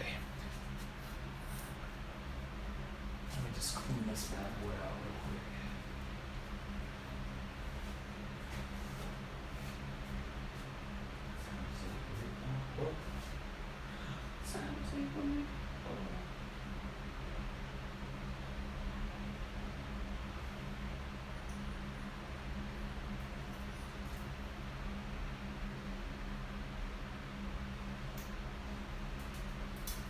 Cool. Take care of that.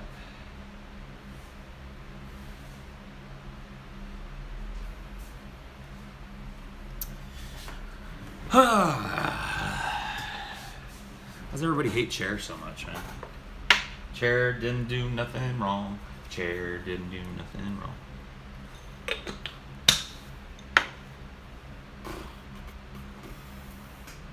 Dee-dee-dee-dee-dee.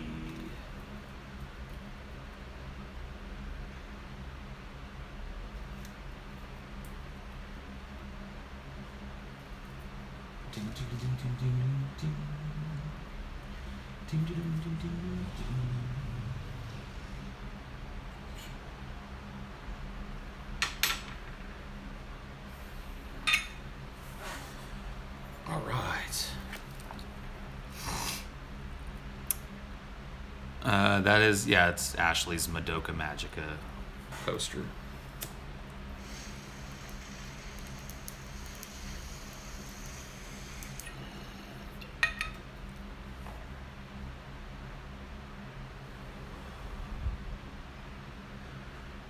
Yeah, that's nice. What's it like having reefer madness? It's like a dream come true, man. It's like a dream come true. I love these bowls, man. Scotty and TJ got me this bong for my birthday, and they got me 3 different sizes of these bowls. This is the biggest one. I think this is a 1 gram bowl. I've got 2 smaller sizes of this same bowl. Pretty awesome.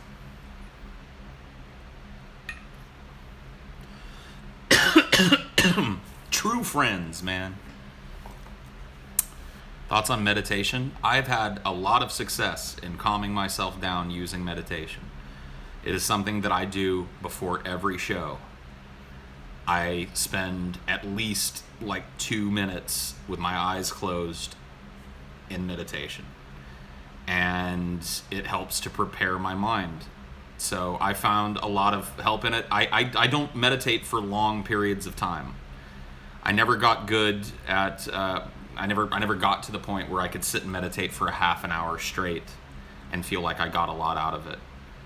But it helps to just kind of clear my mind when I need to. And I use it. Do you think a kind of non-local consciousness exists? No. I mean, unless you're talking about non-local, you mean outside of ourselves? Something outside of ourselves that's conscious? You have to explain your non-local.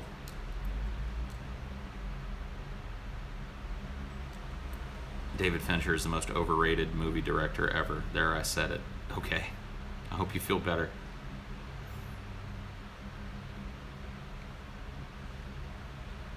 Yeah, dude, I levitate and I breathe fire when I meditate. And I say yoga a lot. My most embarrassing memory? I mean, I've talked about some of the most embarrassing memories that I have. I got pantsed on stage and like a bunch of people in the auditorium saw my dick and balls. That was a wardrobe malfunction that happened when I was like a sophomore in high school. That was pretty bad. But you know what? Like, people loved it. I never got shit for it. Like, I thought I was going to get shit until the end of my days for that shit, but people thought it was hilarious, so I guess I skated that way. But I was embarrassed at the time, man. Running off that stage with my dick and balls in my hands and hearing the fucking crowd screaming in laughter as they saw my lily white ass go through the fucking curtain. Hard to top that. Caught wanking by my wife, yeah. That was before we were married, but yeah, we were dating and living together. And I was working at Starbucks at the time, which means, you know, my opening shift started at like 4:30 in the morning. So I was done by noon, and she was working a 9 to 5. And my routine was come home and spank the monkey, you know what I mean? Because I've got 5 hours of the house to myself. So I'd sit down at my computer in the living room and I'd rub one out. Well, one day she wasn't feeling well, came home early. I hadn't locked the door behind me, so I didn't hear her come in. And by the time I realized that she was coming in, I was coming. So as I turned around to face her, I was blowing a load. And there was porn bouncing on my fucking screen, whatever it was I was watching that day. And she just kind of looked at me and said, "All right, I'm going to go to bed." And she went to bed.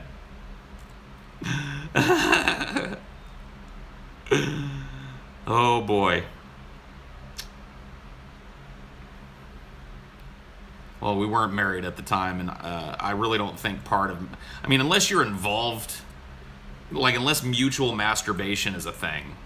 But most people, you know, don't jerk off with an audience, even married people. That was pretty embarrassing. I got caught in a lie that was really embarrassing once. To have to, like, admit to people that it was a total fucking lie. In my teens, I didn't want to be, you know, the last friend amongst my friends to lose my virginity, but it was starting to look like I was going to be. And there was a girl that I was friends with who we kind of made out one night. It was strange. She and I had never done anything together. And in fact, she was in an on-again, off-again relationship type thing with a very good friend of mine. And then one day, I was driving her home from something that I took her to as a friend. And I was on the freeway. I'll never forget this. It's the only time it's ever happened. She was a very small person. That's what made this possible. And she crawled over onto my lap while I was driving, facing me, and just started making out with me. I've never had that happen. I mean, it would be a tall order for a normally sized person to do that. She was like, I think she's 4'11". She was very small. At any rate, that was the first time that happened. I ended up taking her back to my place. We didn't fuck. She offered, though. And then it kind of just started happening at little points around. And one night she came to me with this idea. She was like, you know, I really like making out with you, and I like that it's not like a dating thing. And I wasn't thinking of it in those terms either. I didn't want to date her. I didn't really want to. But I liked making out with her a whole fucking lot. And I wanted to keep that going, for sure. And she seemed to be on the same page. She was like, you know what, we should just like tell people we're dating and see what they say. And I was like, why? And she's like, I don't know, just to like fuck with people and stuff. I was like, okay. So I went along with this. And of course, I wasn't happy to just lie about dating her. I had to weave in, not only had I dated her, but I fucked her, which didn't happen. So I lied and told my friends, and I made up the cringiest fucking story that you guys have ever fucking heard about how I fucking lost my virginity. The fucking cringiest shit that anybody ever made up about themselves. I'm guilty of. I'm guilty of it because I created the edgiest, cringiest fucking sex story that ever happened. It immediately revealed to anybody that had had sex that I had clearly not fucked anybody. It was terrible. The basics were this. I drove her to go get some food. And we started making out.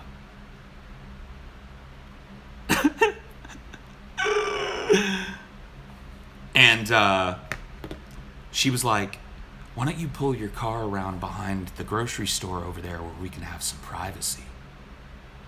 And I was like, okay.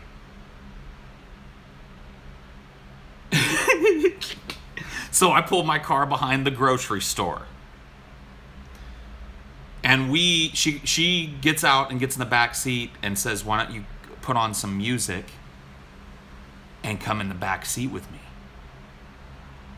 And so I put on Closer by 9 Inch Nails and get in the back seat and lose my virginity.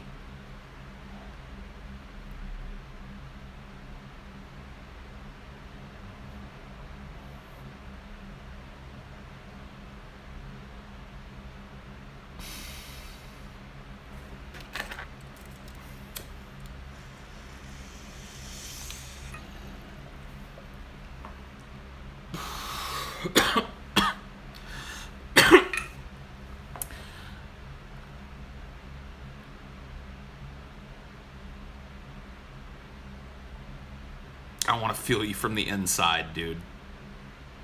It's not that bad, really. I just have a real, like, maybe I just have an overblown vision of it. But, like, that to me is, like, the biggest fucking red flag that you haven't fucked, is saying that the first time that you fucked, you put on Closer by 9 Inch Nails and fucked. Like, that to me is, like, what else could you say to give away that you hadn't actually fucked? More than that. It's at the bottom, right? That's gotta be it. I mean, I guess maybe just not knowing basic biology of it, but worked at Subway for a long time. I didn't work at Subway. I worked at Starbucks for a long time. And how did I get over going to my shitty job anxiety? I didn't. I never did.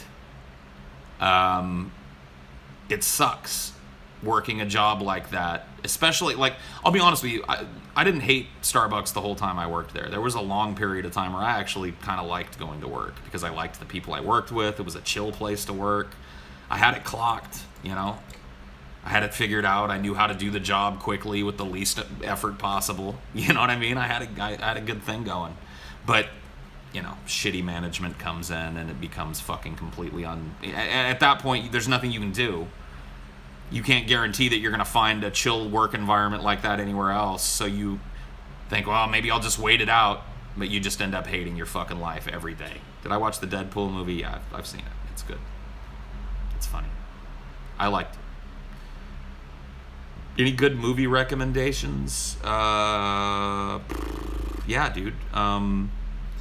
If you haven't seen it, I recommend this movie a lot. Neon Demon. I think it's a Netflix movie, a Netflix original. No, or maybe it's an Amazon original film. Anyway, it doesn't matter. I really liked it. If you haven't seen Logan, it just recently hit DVD, so definitely see that if you haven't. I'm older than I think. I think I'm about 36 years old.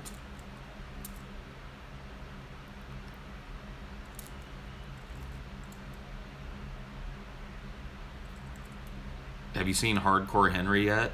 I have not. I want to, though. I really do. I kind of wish I would have seen it in the theaters. I think they did a 3D engagement of it, too. That would have been cool. How everyone looks at Paul like he's a movie critic or something. Well, anybody that critiques movies is a movie critic. There's no school to be a movie critic. You're as much a movie critic as I am if you sit down and criticize films. That's what you're doing.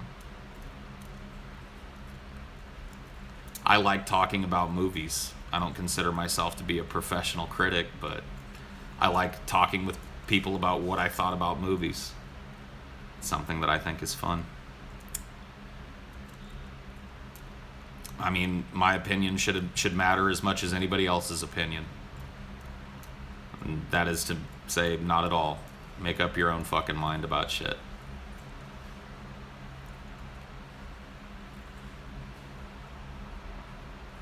Critics study the subject. Well, I study movies. There are some movies that I've spent many countless hours studying so that I could talk about them. There are some films that I've watched 2-3 dozen times, at least. So, does that mean that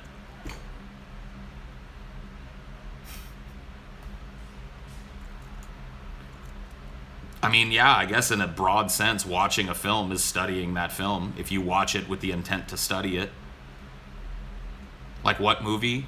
Movies that I've seen a billion fucking times. Let's see. Any Kubrick film, any of the main Kubrick films. Some of his older movies I haven't seen a bunch of times. And I haven't watched AI, which isn't really a Kubrick film anyway, or Eyes Wide Shut more than a couple of times. But I've watched The Shining. I wouldn't even know how to put a number on how many times I've seen The Shining. Same thing goes for Full Metal Jacket. I've seen that movie so many times I can't count. Paul Thomas Anderson films are movies that I've seen a million fucking times.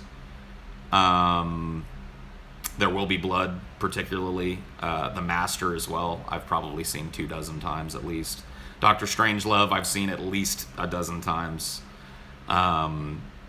Yeah, I know AI started as a Kubrick script and ended up a Spielberg movie when he died, yes.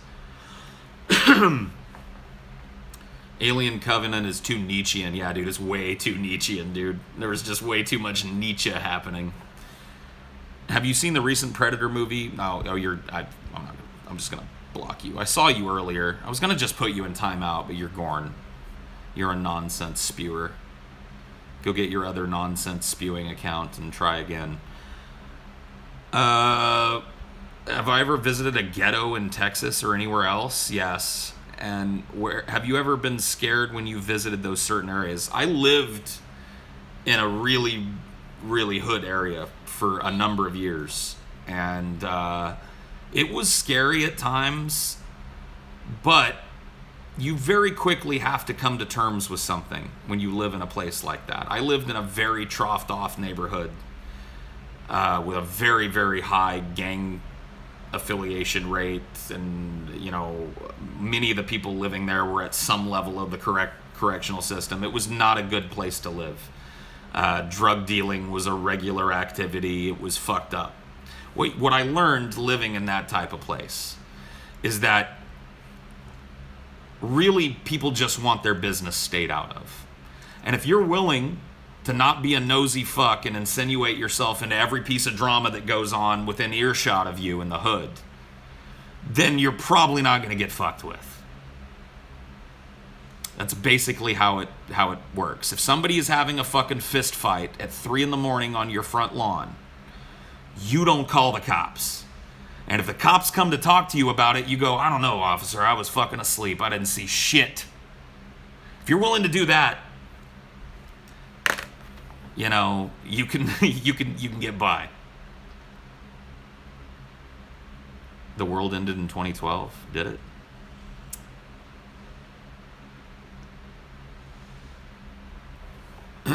How does an average-looking guy manage to find relationships? Well, there's two things you got to realize. Number one, women are wired differently than men. They are attracted to different things than men are. Women, above all things, seek stability. So one of the best things that you can do is have a job and be a person that shows that they can work a job. It doesn't have to be a fucking glamorous job. It just means that you're capable of providing, which is something that women are generally attracted to. Once you've got that, it's a matter of being a funny, likable, honest, outgoing dude. Personality gets you everywhere. And that's just the fucking truth. If you can't sit and have a conversation with a chick and make her laugh at least 3 or 4 times over the course of a 10-minute conversation, you're doing it wrong. You got to practice. If you can, you've got a shot. You've got a shot. So women are attracted to leeching off of you? No, they're attracted. Look, I'm talking from a biological perspective. Women consider the ability to provide an important part of seeking a mate in a way that sometimes men don't consider, being the traditional biological providers. Does everything with you have to be fucking explained down to fucking 2nd grade level? Fuck me, man.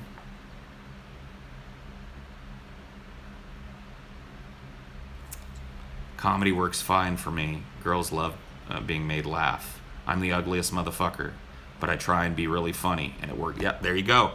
Don't try too hard to be funny, though. Don't overcommit. You gotta be almost unaware that you're funny. That's the key. Because if you go and you just start doing a stand-up routine at a girl, it's gonna be cringe city.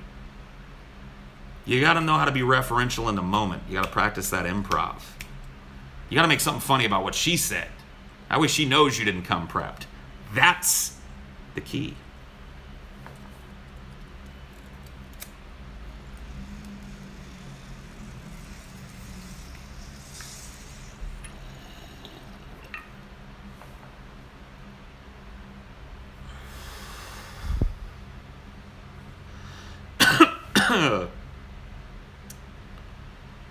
What's the deal with Ubers these days? Oh yeah, dude. I've had a couple of fucked up Ubers.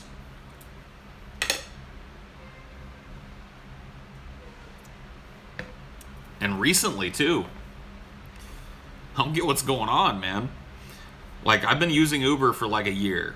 Pretty extensively to get around, especially when we travel, but certainly since I've been here, I've been using Ubers. I don't own a car. So when I gotta go somewhere outside a bus or walking distance, I get a fucking Uber.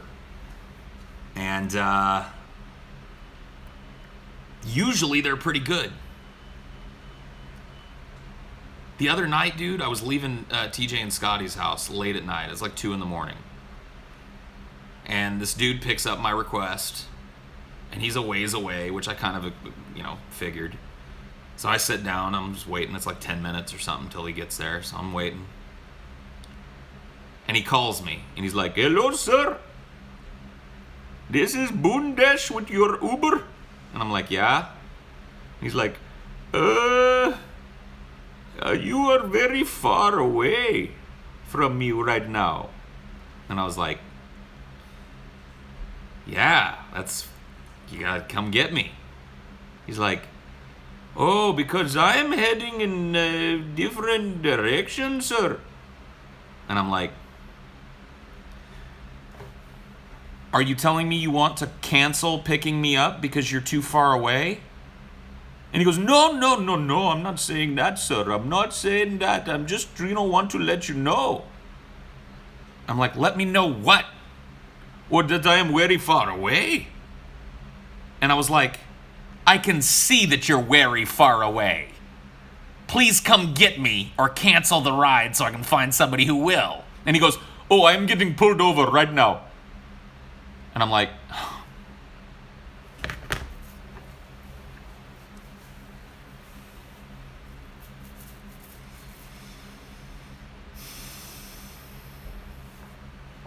fucking moron. I'm sure he was actually getting pulled over too. So I canceled his ride, and lo and behold, somebody came and picked me up. And another dude, I live on top of a grocery store, right? And there's an entrance to the grocery store right off of the main street here in Bellevue. I get picked up by Uber all the time at the entrance to that grocery store. I had this dude, another fucking Indian guy, I'm not trying to be racist, it just happened to be, who fucking took forever. And then he calls me when he's close, and he's like, "Sir, I cannot find where you are." And I'm like, "I'm in front of the fucking Save Mart." And he's like, "Oh, well, that is not as where your pin is. You did not put your pin." And I look at my pin, and it's in front of the Save Mart. And I was like, "My pin's in front of the Save Mart." And he goes, "Oh, you moved it." And he hung up and canceled. I waited for fucking 10 minutes for Bundesh to fuck up and accuse me of fucking up and cancel the ride.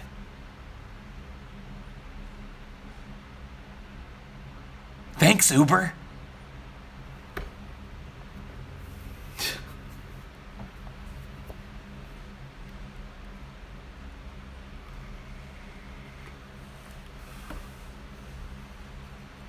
Jesus fucking Christ, man. Yeah, I hope one of the Ubers is a serial killer that picks me up, dude. Fucking A. That would at least be something. Wouldn't that be something? It sure would be something.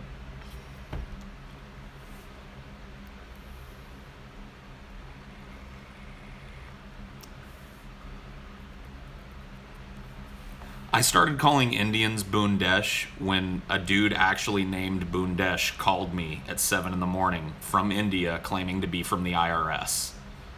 Very recently.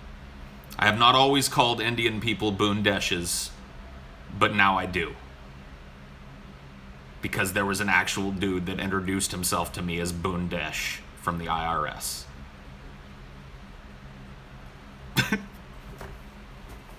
There you go. Ishbul.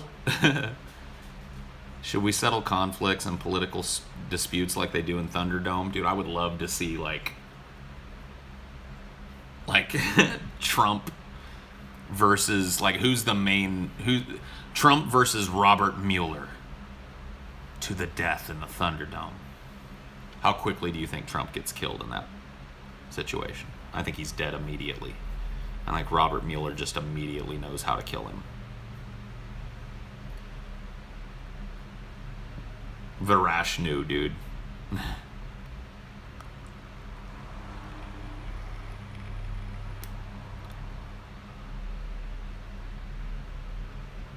He died of a heart attack before he enters the ring. Oh. Do you prefer uppers or downers? I don't really get the recreational value of stimulants. I don't like uppers at all. I prefer downers. And I'm kind of in the same boat. I know a lot of people like that very peppy, manic feeling that uppers give. Laughers, screamers, poppers.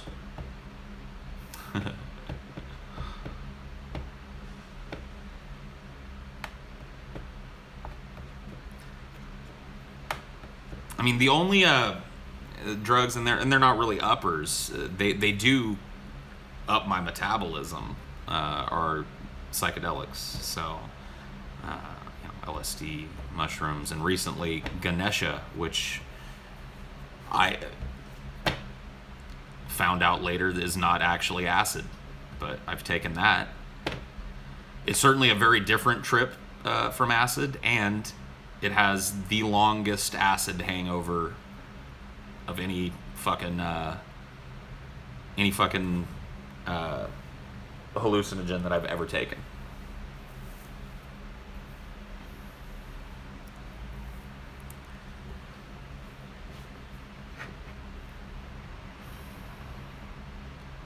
I am the biggest. What, dude? Alex, chill out, man. Chill out, Alex. Of course, Paul's talking about drugs again. Somebody in the chat asked me about drugs, man. What do you think about Jeremy Corbyn and the UK general election? I couldn't give two shits less.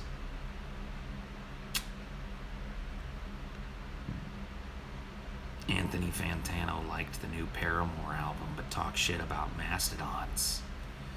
Well, yeah, dude, it turns out Fantano has a musical opinion that I don't always agree with, dude. What am I gonna do? What am I gonna do?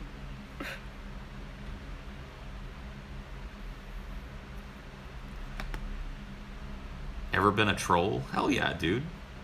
I've done my fair share of trolling. I was trolling. I've said this before, dude. I was trolling before the internet. I was already trolling. CB radio, dude. Trolling truckers for a living, dude. As often as I could.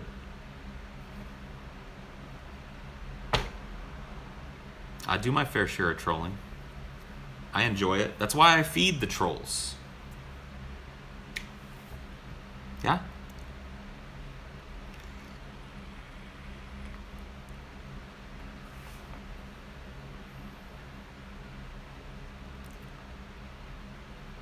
Is there a show tonight? What day of the week is it, Fred? I'll wait. I want to have Fred and anybody else who's confused and thinks that there's a show tonight tell me what day of the week it is.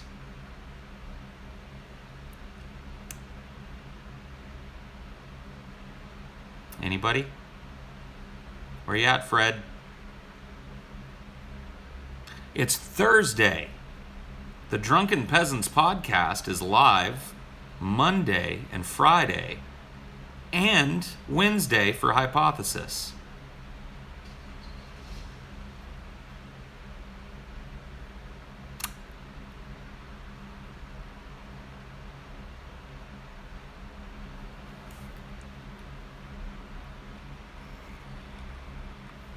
Sat Sunthurday.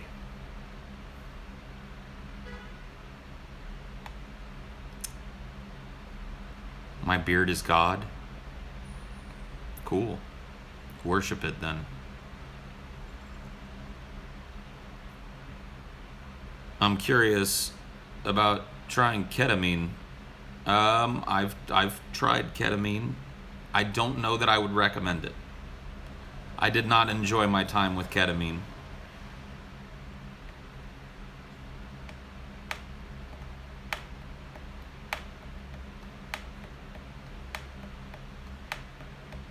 Are you going to play more Elite Dangerous? Yeah, dude. Probably after I'm done here. Maybe I'll do it over on my Twitch or something so that I can play some music. So, yeah, you know what? I think I'm going to do that now. I'm going to go ahead and end this. Anybody that wants to continue to chill, I'm going to play some Elite Dangerous over on my Twitch. My Twitch channel is Paul's_ego. Should be easy to find, yeah? If you guys want to go over there, I'm going to go grab something to drink, pack a fresh bowl, and get the game booted up. So I'd say in about 10 minutes I'll be over there. Paul's_ego. And I'll stream some Elite Dangerous, and we'll continue talking shit. It's not a game that requires my constant rapt attention, so I still talk shit with people. So if you want to check it out, come check it out. I'll catch you guys later. Thanks for chilling today.